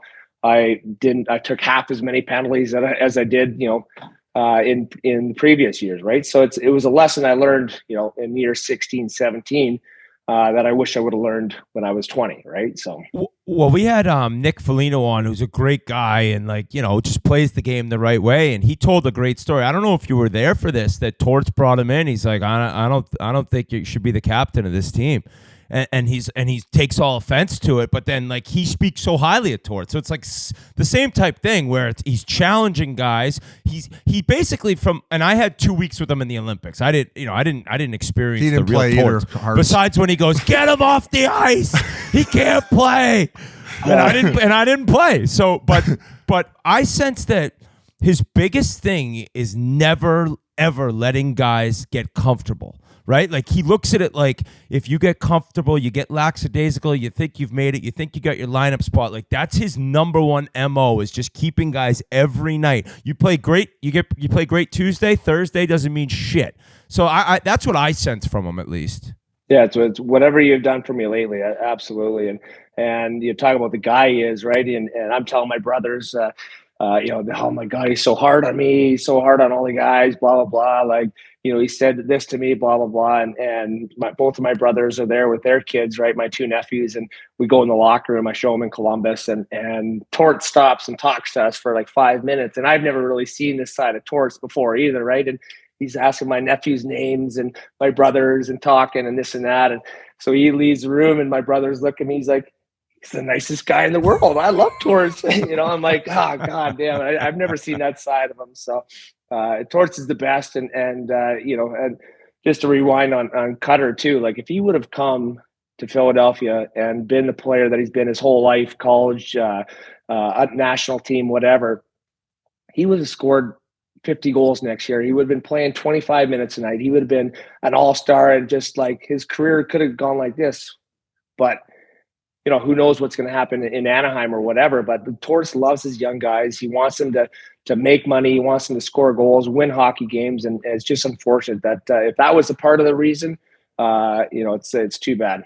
The best part about this is, now we don't know because Cutter hasn't said, but part of it could be Torts. Little afraid to play for Torts. Heard some things. He's going to Greg Cronin, dude. It's not exactly like you're going to another He's lunatic. a drill sergeant too, isn't he? Yeah. Careful what you wish for. His blood pressure exactly looks like he's right. a drill sergeant. I don't know if you guys seen him on the bench, man. He's red as a tomato. I don't know if he's not using the SPF 50. Well, he's surfing out in Anaheim. Oh, is that what's going on? Okay, maybe it's not the blood pressure then. That's great. Scotty, a style like that where a guy does it get emotionally draining at a certain point where, like, every night, every day, it's just like, he's kind of fucking with you in some regard. Like, does it just wear players out at a certain point? It's with Torres, the training camp's an absolute animal. It's like a different beast. That you're in a different world, right? He doesn't care about anything. He doesn't really care about the test results as long as you give it your all and you finish it used to be the 2-mile run. I think there's a torts rule now in the CBA. You can't make guys run before training camp, right? So he's got the 2 skate tests or whatever, and then it's just the grind. Like, you put on your gear for practice. You got a 45-minute bagger, take your equipment off, go work out, go back in and put your wet gear on, and then go scrimmage for 60 minutes. And you do that for like 3 or 4 days on repeat. It's absolutely ridiculous. And then you get into the year and there's so many days off, and there's, morning skates are totally optional. He doesn't want you on there. He just wants you to show up for the games. And it takes a little while to get used to. But as a player under him, you're like, oh, this is awesome. You hardly practice. If you perform and you play hard and you do the right things and win hockey games, you're going to, it's not, I shouldn't say easy, but it's a fun way to be coached and kind of, that kind of lifestyle, I guess. We've talked a lot about torts here. I want to get into some of the personnel. A guy that probably doesn't get talked enough throughout the league, Travis Konechny. And I think in his last 101 games, he's got 98 points. This guy's a fucking beast, honey badger, does it all. Like, what do fans need to know about this guy and his game? He's incredible. He's a pest. He gets under your skin. He's always engaged, right? And that's what you want from your leader of that team, right? Everyone follows suit with this guy. He just started killing penalties last year. I think he's got 5 shorties this year. He's just always looking to go, right? On the offense, he's got the speed, he's got the skill, and plays hard, right? That's what you want in your top guys, is to play hard, and he does it. He has that in spades, and just an incredible guy too. Just young family, sweetheart of a wife, and just a good human being. It's been an incredible run, and at the beginning I was like, this isn't going to last. They don't have the personnel, and I think through 41 games they're sitting in the playoffs. They got the number 1 seed, wild card. They're 1 point out of top 3 in the Metro. So I think it's hard to say that this is going to wear off at this point. I mean, they have such good juju around their team, and then it seems like the fan base has come even more together with the Gauthier news, because it's like, no, it's us versus everyone. It's almost kind of like, I mean, granted, the players don't really care. The guy's not in the room. A lot of those guys won't be there when he would have played there, but there's something special going on there, and it is cool to see. I mentioned before, the league it's a better league when the Flyers are in it, right? They just got these lunatic scumbag fans. They're always yelling and screaming. Gritty. They got Gritty doing drugs in intermission. So it's been a great story for the NHL season that I think will continue. If they don't make the playoffs, I still think last week they're right there fighting for one of those wild cards. And they got such a young team. That's what you want for a young team, is play those important games in March, April. I know that everyone kind of says that, but I think they will be there too. Whit and what was I going to say? I just like their attitude. They play hard. They're never out of a game, and I just think they're going to be there for some reason. I just had a feeling at the beginning of the year. So I was going to. You said the young movement too. I mean, that Giroux trade. You weren't sure what Owen Tippett was going to come into, and I feel Stud. like this. He's fine. Hey, and he's like built to be a Flyer because he's a fire crotch too. So it just makes way too much sense, right? Kind of like you. I mean, right? The new era of orange. It's a little bit more burnt orange. If you interview him, it's like the same color as his hair. It's unbelievable. Oh yeah, he's gritty. He is gritty. Cam York's got a little ginge in him as well too. So the guys they have a good group of guys. I've seen them around the rink, how they're always joking, and that young group. That Tyson Forster, he's a great kid. He hasn't scored in a little while, so if he gets hot, Cam Atkinson hasn't scored in a couple dozen games, but if he gets going again, they'll have the depth scoring. Right now, it's their top line that's doing all the damage, but. The power play has been absolutely bush league too. It's 31st in the league, and Drysdale will help that. So I'm looking forward to kind of see where this team goes. Last thing about Konechny, he's eligible to sign an extension this summer. Like, has there been any discussion? Do you think that they try to get that done right when they can and have him not go into next season as a UFA year coming up? Yeah, it's tricky. For me, that they're about this rebuild, right? That maybe he might be the one biggest chip that you could get a shitload back too, right? I hate to say that because I love TK and what he brings. He's the ultimate flyer too, right? So do you sign him? He'll be 27-ish when he's done his deal. He'll be in his mid-30s, kind of maybe past his prime when that big deal ends. My kids scared me. They just came in. Or do you trade him right now for 2 playoff runs and see what happens? Quiet, kids. They're like, I want to go in the cold tub with you, Dad. Yeah. Oh, yeah, right. Gaudy, I mean, we know the NHL is like a big, giant sewing circle, and Briere mentioned trying to protect the player, but do you think keeping the secret with they had so much respect for like Jonesy and Briere through the whole thing that's why nothing got out? Because we always get rumors everywhere, but I don't think anybody heard any shit about this. Do you think the fact that no one did was more of a tribute to those guys and how much respect the league has for them? Yeah, well, Jonesy's been around broadcasting for 20 years, played for 12 years, so he's been in the game for a long, long time, right? And you have that respect factor. It's not easy being on TV, right, Biz? And talking and being constructive criticism and pumping players up, and he's done that in spades. And for Danny B, the way that he played, how gritty he was, how nasty he was, and now he's paid his dues, right? The last 5-6 years, learning how to develop a minor league team, an East Coast team, and now he's doing it here. So it's pretty important. And you got to give props to the other teams that they were talking to too, right? The other 6 or 8 teams to be like, hey, please, I'm asking you, this is sneaky. We can't be talking about this. You can't let it leak or we're screwed, right? So. And it only would have helped those teams too. Right, those teams would have been like, oh, we don't have to give up Drysdale now. Like, kill the leverage. So it was pretty honorable for everyone to keep it quiet. But it's weird too. Before Danny B, Dan Hilferty, and Jonesy, the Flyers organization, there was leaks everywhere. They were trying to bail out water like left and right. There was seriously any little injury, it was coming out, right? And so I think there's been some changes in the front office, changes in the locker room, trainers and all that kind of stuff, and nothing's been out. It's actually wild how kind of tight-lipped everyone is. Scotty, going forward around the whole league, do you think we'll see more of this going forward? Like guys not wanting to play with teams, or was just this anomaly? Like this, once in 1,000? I don't know. When I got drafted 6th overall, I was like, Nashville Predators. They've been in the league for 2 years. I don't care. I want to play in the NHL. That's my dream. Every kid dreams like that. Dreams big like that, and to snub a team especially like the Philadelphia Flyers, the historic logo, the city, the passion in the city. It's a little bit mind-blowing, and maybe we'll find out more. Who knows? But, I don't know. Maybe I'm a good Canadian kid, eh? Hey, Biz? Oh, yeah. Just a Sasky boy? Yeah. Oh, yeah. Well, Harts, thank you very much, man. You're doing a hell of a job. I know you're working with the Flyers, NHL Network. You're all around the media circuit. So it was great to get you on and hear your opinion on everything. So thank you. Thanks, guys. Take care, buddy. Big thanks to Scott Hartnell jumping back on with us. We had him on a little while ago. Just an absolute character of the game and an awesome insight for what's going on there. Hopefully we'll get him back again. But some big news. This actually just broke. Elvis Merzlikins, the goalie in Columbus. There's been a lot of chatter. He talked last week. I love Columbus, but I'm not a backup goaltender. I want a new scenario. Well, after Columbus won today's game, he said, gee, actually, roll it right here. Elvis, there's been a lot of talk in the days leading up to this game. How good did it feel to go out there and let your play speak for itself? Well, it definitely was an easy game for me. I didn't play it a while.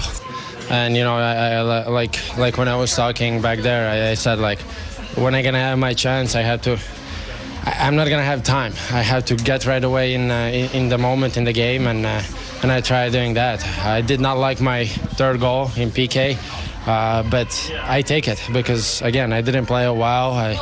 In the start of the game, I did not feel well the puck. Each period was better and better. Third period was awesome.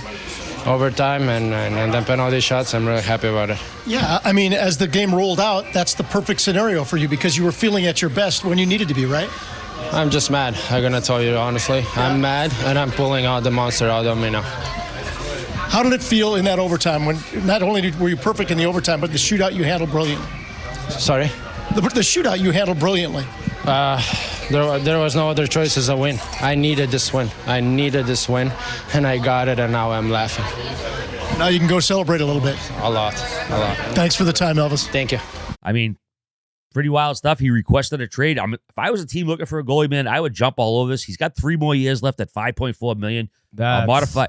That's tough. It is. But I think with this guy, I think a change of scenery would be perfect for him. He's just been like languishing in Columbus. They've been so bad for so long. I mean, and he had that horrific incident that happened a couple of years ago. He lost his best friend. That had to have affected his performance in some way. I think this guy would be unreal in another location. What do you think, Whit? No? Oh, I think it could be very good. It's just about the price tag and how much Columbus is willing to eat. Like, they'd obviously want a little extra in return if they're going to eat half of that. Because, I mean, nobody can afford that salary, right? That needs a goalie unless you're shipping out like players on the roster. And for the most part, like teams looking to get him that are competing, trying to get in the playoffs or in the playoffs, like they're not going to want to get rid of guys that are a part of the team. So I think that like he has a lot better hockey in him, and it'll come at some point. It's so hard to make trades nowadays. And so obviously now it's public that he wants to be out. So then teams have Columbus over the barrel even more. But yes, I'm with you in terms of him going through so much in his life, and obviously like that quote, he's pissed off, he's upset, so he's got some drive in him right now. I don't know how it'll end up working out. It would have to be a big salary eat, and it would have to be a little extra to sweeten the pot. And in that, I just don't know what teams are out there willing to move that. And it's not like you're getting like a bona fide number one goalie. Like you still got some question marks in terms of how he's played this season. Whether, it's off-ice stuff causing that or on-ice mechanics, I don't know. But hopefully for his case, he can get out and get a fresh start somewhere. Yeah, I would have said Toronto, but they're getting Swayman after Cam Neely told me in a small horn and bad breath. So I'm pumped. I'm pumped for our future. I don't know where he's going. Hey, real quick, Swayman just spoke. I'll play the audio right now. How do you feel it benefits you to play night after night from that minor perspective? Is it more, you get more of a rhythm? I think so, and especially with our packed schedule right now, practice is pretty rare. So it's you're getting a lot of reps on the ice with games, and it's important to keep maintaining that momentum and moving forward. So this is the fun part of the season, and we know what we're working for as a collective group, and it's awesome to see us gain some momentum these last couple of games. Is the challenge more physical or mental when you do get a heavier workload and you do get a bunch of games in a short amount of time? I mean, I'm not the first one to do it, right? So I've talked to so many mentors and guys that have done it before, and they say the same thing. It's a pro mentality, and we have to treat our bodies right. We got to treat our mind right. Take off days seriously.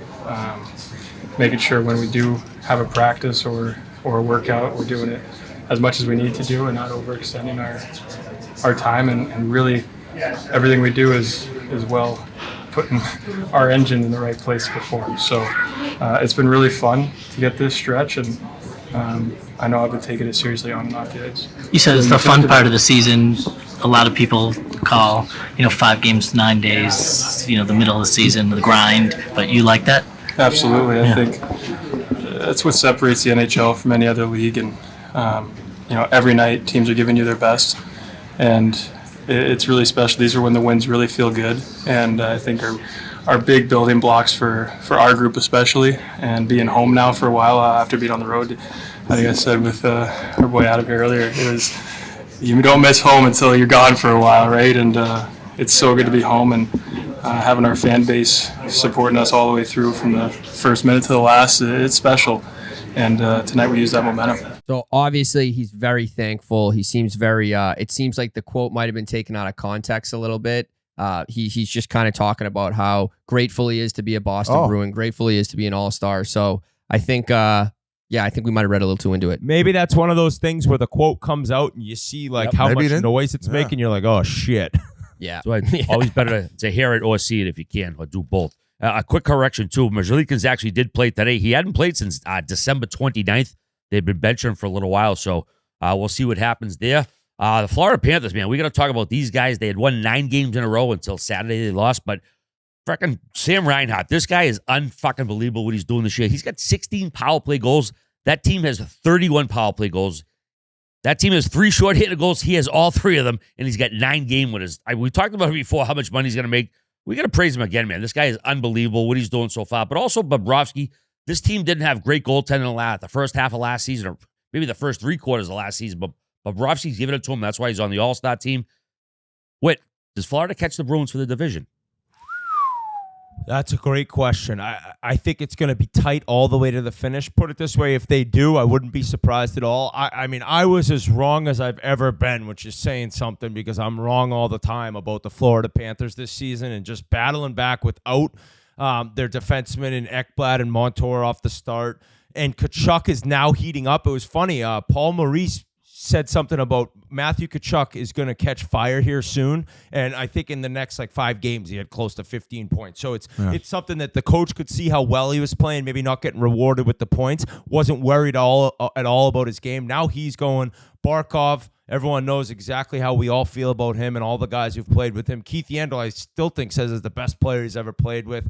Reinhart having this career season, how tough they play, how mean they are. Oh, yeah. They got Cousins, the King Rat right now. He's on the IR, but he'll be coming back. Yeah, and fake IR. The fake IR. And you got to shout out Zito for that Rodriguez signing. He's playing on the top line with Reinhart and Barkov. He's played great this season, and I think obviously he had some success in the NHL. And last year, Colorado, the season didn't go as the team had hoped, but he goes into Florida. He's been perfect fit for them.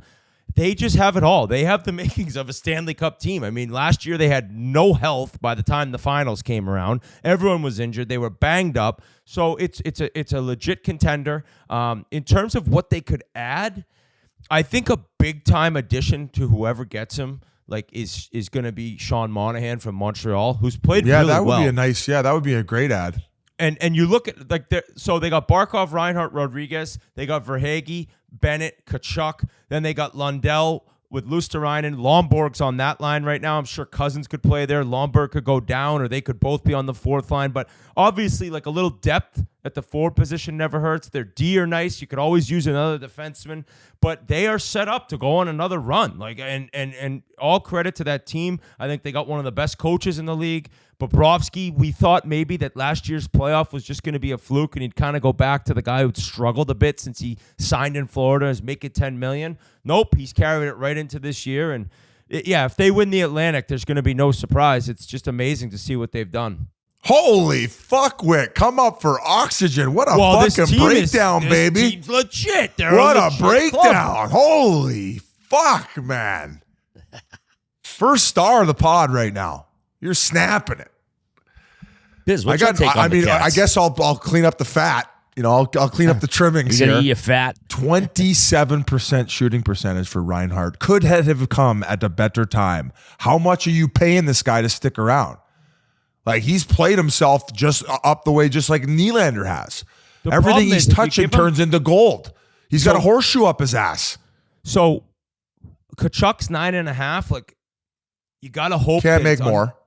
I don't even know if he can make the same. He obviously deserves it based on this season, but if they could ever get him 8 times 8.75, I know that's a bargain based on this season, but the tax and him loving it there, and that's the biggest thing.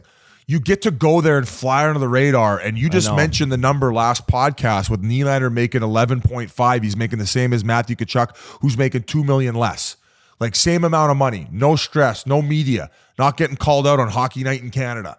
So I keep thinking of this 8 times 8 number and just lock it in. Lock it and load it up. Come on, Reinhart. And then bring the car home, and we're going to have some fun this summer in Vancouver. What? That would be him taking a discount, right? 8 times 8? Yeah. I think that, I think we've talked about his age before. He's 29, I believe. So we all know that, when you start getting to your mid 30s, it's really you see the decline. So I think the term for him would be the best case scenario. Hey, so I brought up top contracts in the league with Hyman and Leon. How about last year, before last season, the Panthers get Verhaeghe to sign a 3-year deal with a cap hit of 4.1, dude. He gets 42 goals last year. He's got 23 this year. That might be the best deal in the league. Yeah. So, and notice what I'm saying about great contracts and the Bruins, and then we got the Leafs, where everyone makes $43 million. That's the difference right there. Maybe Verhaeghe needs a new agent. Shut up, Biz. Our buddy Jack Eichel, he got digged up versus the Bruins Thursday night, placed on injury reserve. First, it looked like he just kind of might have fucked up his skate blade, but he was out for a little bit. They haven't said what it is. He's on II. He might miss as little as 3 games, could be a little bit more. Whit, I know you want to chat about this a little bit. Well, I mean, fuck, can I get it snapped around here a little bit? I was just going to say, they got him and Wild Bill out right now, and they look tired, man. This looks like a depleted team. Like, Hill's not back yet. He was supposed to start a couple games ago. Thankfully, they fucking finally scored 1 goal. I'd had him on 3 broadcasts, and through 8 periods, they hadn't scored 1 fucking goal. And wow. Normally, their strength is through the middle. They're depleted there. They're not getting the goal support. It's tough, man. It's tough to repeat, man, especially from trying to even stay healthy standpoint. And we keep talking about how many games they played in the first 2.5 months. So much hockey in the last year. Whit, I don't know, man. I don't know. I'm not feeling as confident about this team right now. 2 pods ago, I said I wasn't worried. It's starting to get there. It's not there yet. It's not there yet because they know how to win, and they because of their start, they're in such a good spot. But if next week or the pod after that, this is continued, then you start saying, "Holy shit!" And I mean, let's not leave the Pacific right yet because the Kings are horrible. They're getting lucky because they're getting these OT losses, so they're grabbing points, which I think that's like top of my radar, along with getting rid of the offside challenge, is the league somehow switching up this loser point because it's creating like impossibilities for a team to make up any ground when they're playing great hockey. When all these teams are losing in OT or shootouts, it's still getting a point. I digress. Quickly back to Eichel. Eichel played 1 year at BU, one of the greatest college hockey seasons anyone's ever seen. 71 points, Hobie Baker. They lose a heartbreaking game in the national title in Boston. And his captain, who was a 2-year captain, he was captain first as a junior, Matt Grzelcyk. He was the one who drilled Eichel with that hip check and injured him. And I watched it over and over, and I'm just saying there's a connection between these two guys. They're buddies. You're playing hard no matter who you're playing against. But I think it's a Charlie horse because it looks like he got him directly in the quad, and then the way he kind of like couldn't put weight on it, it did already. The way he was going off the ice, it looked like it was a broken skate where you couldn't push off the one leg. So maybe a Charlie horse on something like that, but it was Grzelcyk who threw a nice hit right along the boards who knocked him out of that game. So back to the Kings. These guys can't score goals, dude.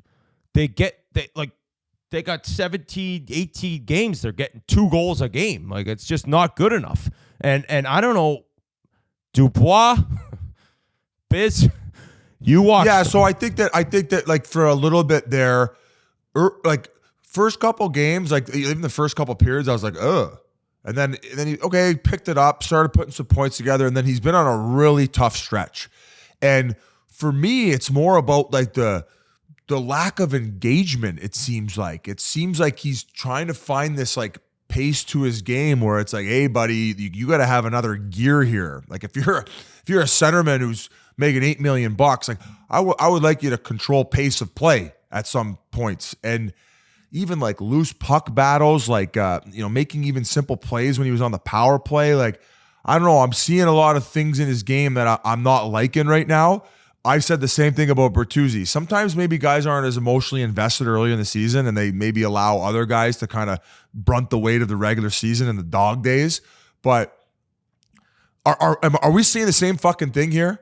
Like, yeah, we're not talking about like just like even flying under the radar, playing good above the puck and like chipping in when it's needed to. I'm talking about like, oh my God, dude, like make that fucking play there. Like I might have made that play. Dubois still is the owner of maybe the best shift I've ever seen in the NHL. The shift in Columbus that basically went. I'm seeing a lot of those now, though, buddy. That shift is an all-timer. And now we're seeing a couple of those ones. It's like, yeah, you know what? It's halfway through the season, but if he gets a rip in the last 30 games, but the Kings could be, I mean, the Oilers are 1 point back of them. No disrespect to Terry Ryan and his stride, but I see a lot of similarities in knee bend here. And that's kind of what I'm concerned about. I know he's a big guy and you want to stay upright and scan the ice, but fucking bend those motherfucking pistons and let's get going here, buddy. Let's have a second half and get this 1-2-3 punch at center ice going.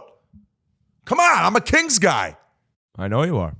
We got to talk about this Bruce Boudreau clip. He said that a member of the Vancouver Canucks organization wanted him to move Quinn Hughes to center during his tenure last year. Like Genius. I want a name. Absolutely. He wouldn't say it. I mean, he got a few guesses. Maybe Was it Finn?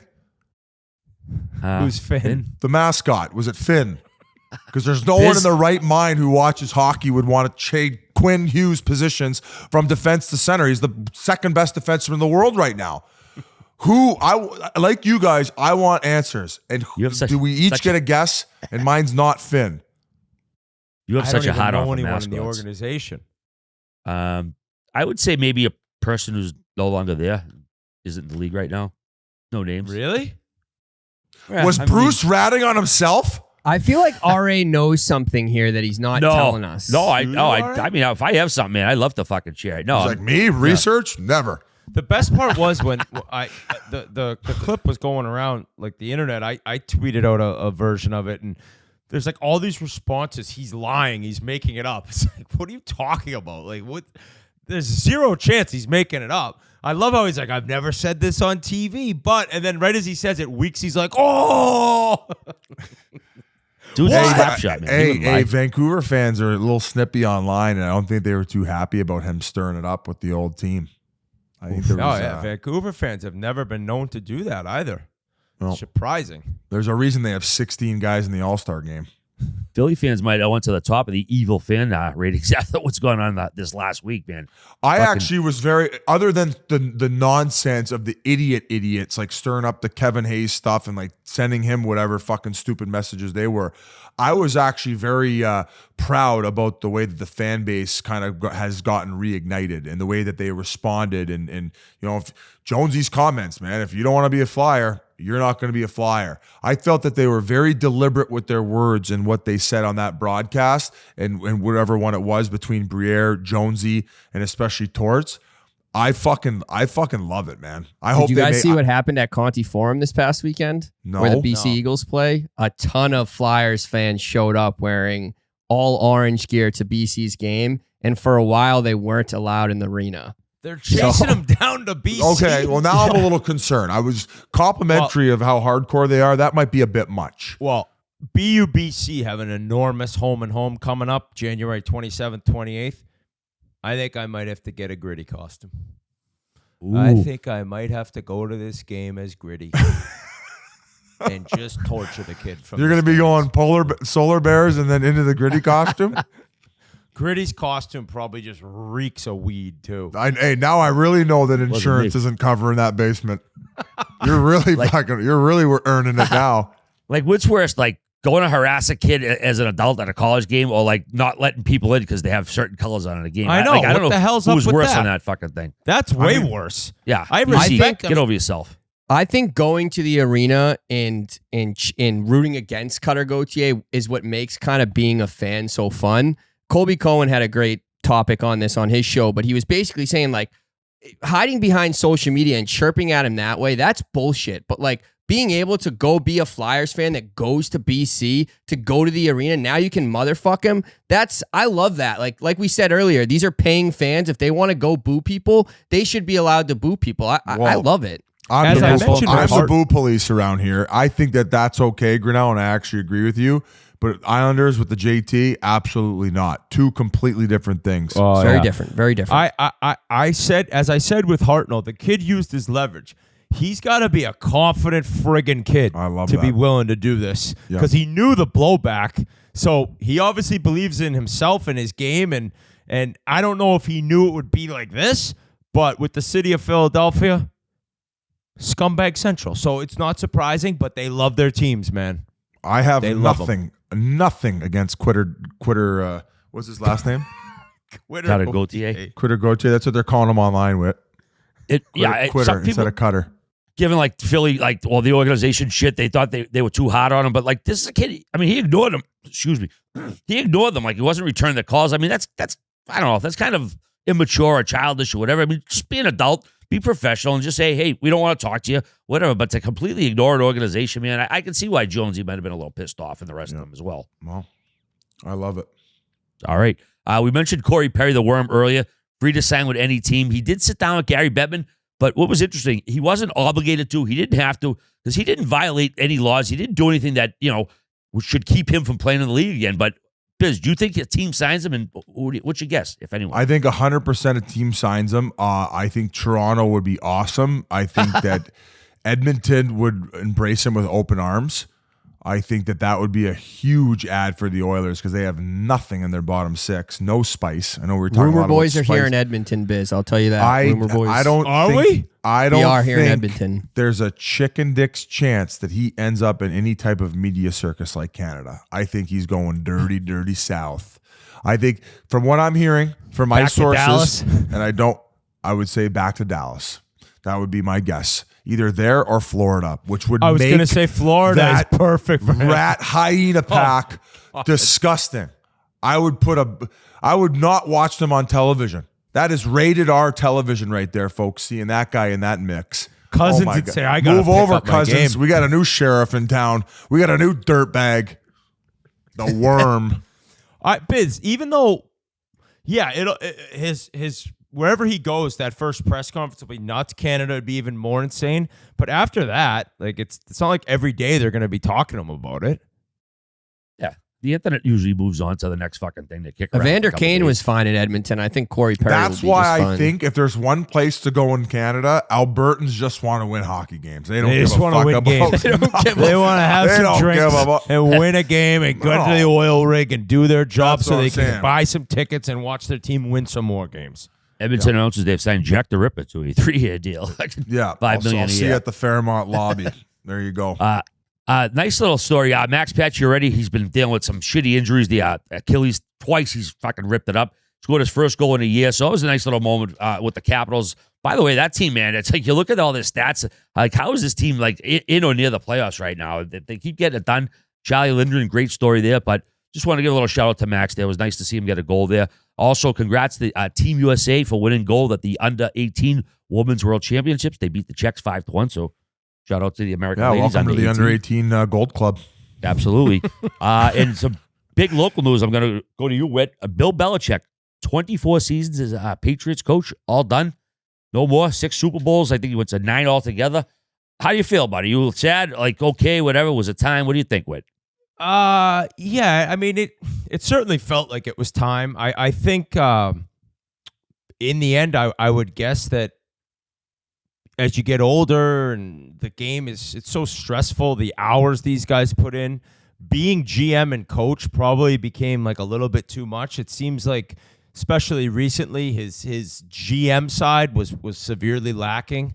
I mean, the draft picks, it seems like they never really got it done in the draft. And obviously, going back in the day, the guy had some amazing work as the general manager and signing free agents and things like that. But I mean, every dynasty comes to an end, and there'll never be anything like this in sports. Like this was the most incredible run you could ever imagine. The fact that this began my freshman year of college and went for 20 seasons, and like in my peak years of being a fan, I got to watch the greatest team you'll ever see have 2 different dynasties, basically.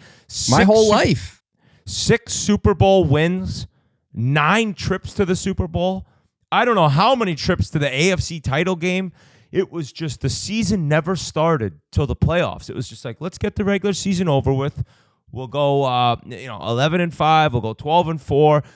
The biggest heartbreak, no doubt, was the 18-1 season. I think everyone can agree that was just crushing. But I mean, look at what they did. That happened, and it's still not even close to the biggest story. They got 6 titles, and people kind of often say it was all Brady. I kind of fall somewhere in between. My brother thinks that's ridiculous, where my dad thinks it's all Brady. I don't think Brady wins those first 3 without Belichick, and he came into the league and became a starter as kind of a game manager and little checkdowns, and all of a sudden he turned into a superstar. And then the next 3 was him being the greatest quarterback of all time. But it was a true team. Like, everyone did everything together. The old Patriot way saying, where guys came in and pretty much changed their attitude or they were gone. I think obviously that Patriot way thing got talked about enough where in the end it wasn't the case any longer. But for a long time, I mean, they just had every single aspect so dialed in, and every guy so bought into that system that it was just the coolest experience ever being a fan of that team. That's why I say it's a combo pack, Whit. Is because if you don't have the best player ever, which is Brady, buying in, then the other guys don't fall in line. And obviously he bought into what Belichick was selling. So to me, it was a combined mind, and it was just brilliant. And knowing how to obviously interact with Brady throughout all those years and figure out the offense together. And it seems like it was more of a collaborative effort. Yeah, did they butt heads? But fuck me, man. So there was a quote the other night. It's like, you go through a hockey season, you hate each one of your teammates at least one time, right? Like think of the conflicts that you'd have with sitting on the power play, just quickly or whatever. So it's just don't be mad. Don't be mad at me. To manage that type of relationship as long as they did, to have that type of success, it's just it's fucking insane. And it's Brady's it's a lot of Brady's commitment. Statement after and I think he was on his podcast, he's breaking down, he's talking. He never would have been, who he turned into without the guy. So if you're not taking it from his mouth, I mean, how are you one to say that it had nothing to do with Belichick? The guy, it's just an amazing story. I'd love to see him go to Dallas after that collapse yesterday. I mean, and I apparently he's very close with Jerry Jones. I saw something that Jerry Jones told a story that when he got fired from the Cleveland Browns, that he ran into Jerry Jones and he's like, hey, I can coach in this league. If you ever need a guy, don't forget about me. And Jones was saying he's thought about it often. So it seems almost too perfect to be true, but you'd love to see Belichick go in there. You kind of feel bad for Mike McCarthy, but the Dallas Cowboys are the Toronto Maple Leafs. They are legit the exact same thing. It's the Spider-Man meme, just pointing at each other. Yeah, I could take that. So Did you guys see the video of Chandler Jones, former Patriots defensive end, smoking a blunt while he renditioned Tennessee Whiskey by Chris Stapleton? He sang it as Bill Belichick. It's absolutely incredible. Saying it as about Bill Belichick or doing his voice? Bill Belichick, you didn't cut the check. You didn't cheat in that. It's fucking incredible. He has an amazing singing voice. He just hits every note. We can play it here, but it's insane. Yeah, so I've told you guys I heard enough. The first Super Bowl, as a freshman at BU, we went out and we partied in Kenmore Square, and the next night was the first night of the Beanpot, and the BU Daily Free Press had a picture of me on the front of it partying in Kenmore Square, and Jack Parker's like, what the hell are you doing? We had curfew, but whatever. We won the Beanpot, no big deal. I scored in the championship game. Then the next title, I was a pro, and the next title, I was a pro, and then fast forward, I was still a pro in Russia. The Seattle one, I was in Russia. I've told you, Biz. I watched it 16 hours later. I recorded it, shut off my phone, went to practice. I knew none of these Russian guys even know what the NFL is, so didn't hear a thing. That's why. Yeah, went and got a 12-pack. Nobody was talking about it in the locker room? Corey Emerton would have been the only one. And you said, don't say a fucking I said, word. Don't say a word. And went and got a 12-pack right after practice, and I watched it not knowing anything, and so sad and screaming. Was that your only happy day in Russia? No, when Bree got that money home, when she got that money back, she figured out that Italian Russian bank to get the money sent to my account. Nice. I was happy, but and then I retired. And then the Atlanta Super Bowl happened, 28-3. We're all sad. I was at that one. That comeback happens. And then obviously still retired when they had that kind of brutal Super Bowl game against the Rams, but they won it at the end. And that was awesome. It's just it's so nuts looking back. I think that somebody out there, and maybe this exists, non-Patriots fans are probably throwing up right now, but of course. All right, there needs to be a DVD or something with the 20 best Patriot games on it, where you just throw it in. You got because think of all the some of the playoff wins that weren't even the Super Bowl. Some of these fucking games, dude. Do you see Apple TV is coming out with that documentary? It comes out in a few weeks. Oh, nice. Yeah. So the Baltimore game when they were down 14 two different times, and Edelman and Amendola had the trick play. It's just incredible. But back to the current NFL playoffs, I thought the coolest story, no doubt, and a weekend full of horrible games. The only good game we had was Detroit versus LA. Jared Goff. Jared God, I Goff took the gets money the win. line. Jared Goff's girlfriend might be the number one wag in pro sports. Send me a pic. Who? I guess Yance played with her brother. I mean, this woman is just drop dead gorgeous. So the Detroit GM though, you saw him celebrating like crazy. He's in the elevator after the game screaming. The guy in 2003, he was working at Enterprise Rent-A-Car while trying to land an NFL job. And then he got his start as a PR intern for the Rams. And 18 years later, he became GM of the Detroit Lions and gives them their first playoff win in 32 years. Eminem's in the stands going nuts. They're playing Lose Yourself. People are crying in the arena watching this team finally get a dub. They have Yolanda! What up, girl? Mom, come say hi to the boys. Yoli! We're talking about the Lions right now, so you can't talk Lion. What do you want to say to them? I just want to say hi. Happy New Year's, guys. Happy New Year, Yolanda. Great to see you, Yolanda. We'll see you soon. We will see you very soon. Yolanda! She's giving it to him. Yeah, she's saying, Natalie and the kids are coming. Hurry up. Wait, So come upstairs. Stop jerking off in the basement and leave loads on my Don't let me desk. catch you playing with yourself again, Paul. I know, Mom. I was happy. I was happy for I'm dropping for another Detroit. pair of shitty underwear in the laundry, too. Wait, someone said that JFK has only missed 2 playoff wins by the Detroit Lions. Because they've only won 2 since he's died. Yeah. Oh, my God. Fucking crazy. So go back to what And you were they have saying. another home game. And they got another home game because of the Dallas loss. Yeah. That's So wild, cool. man. Just you mentioned the Rams Super Bowl. I just got to toot my own horn. Remember I gave out Edelman MVP 35-1 that year? Yep. Fucking A, baby. Good Oh, stuff. yeah. I actually, during that whole run, I was Don't at the break Fog your Bowl. arm, buddy. I was at the Fog Bowl versus Pittsburgh, and then the Snow Bowl, the last game at Foxborough, when the Tuck game versus Oakland, man. That was The fucking beginning of it insane. all. And one other thing too, it was kind of crazy. Like the whole bunch of articles that come out. Apparently, like Belichick wanted to get rid of Brady before like Tampa Bay Super Bowl season, which is kind of crazy, man. I mean, who was he going to fucking realistically replace Tom Brady with at the time? Garoppolo. When you say the Tampa one, they beat Tampa. I'm sorry. in the Super Bowl? I'm sorry. The Rams one. I'm sorry. The Rams one. Okay. Yeah. He was getting rid of guys. He was always getting rid of guys before they peaked. Maybe not before they peaked, but he was like getting rid of them sooner rather than later, all the way.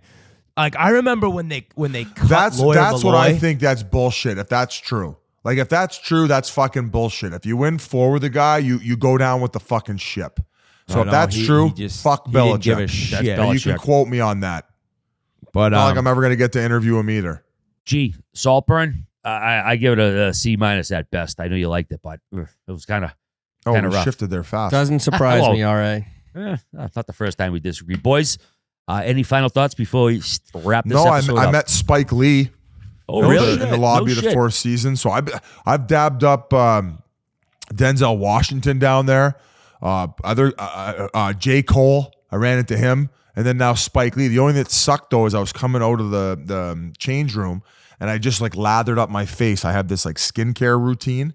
And I still had like the lotion all over my hand. So he came off the elevator and I was like, oh shit, Spike Lee. And he dabbed me up and you could see he was kind of like grossed out by I had these like lotiony hands. So like you could see the look on his face change. So that kind of left me feeling like shit before the broadcast. So either way though, got to meet Spike Lee. So that was cool. I wrote it down and wanted to tell you guys. All right, guys, we will be we'll be back to you next week. We'll be together. Biz and I will at least, correct? Yep. For the next pod. Correct. And Absolutely. I can't wait to chat with you and see you down there with the Bustin' with the Boys guys. Orlando, get ready. We're coming next Tuesday night, a week from today as you're listening. Very special event. And as always, fans, thank you for listening. We love you all. And pray for my basement.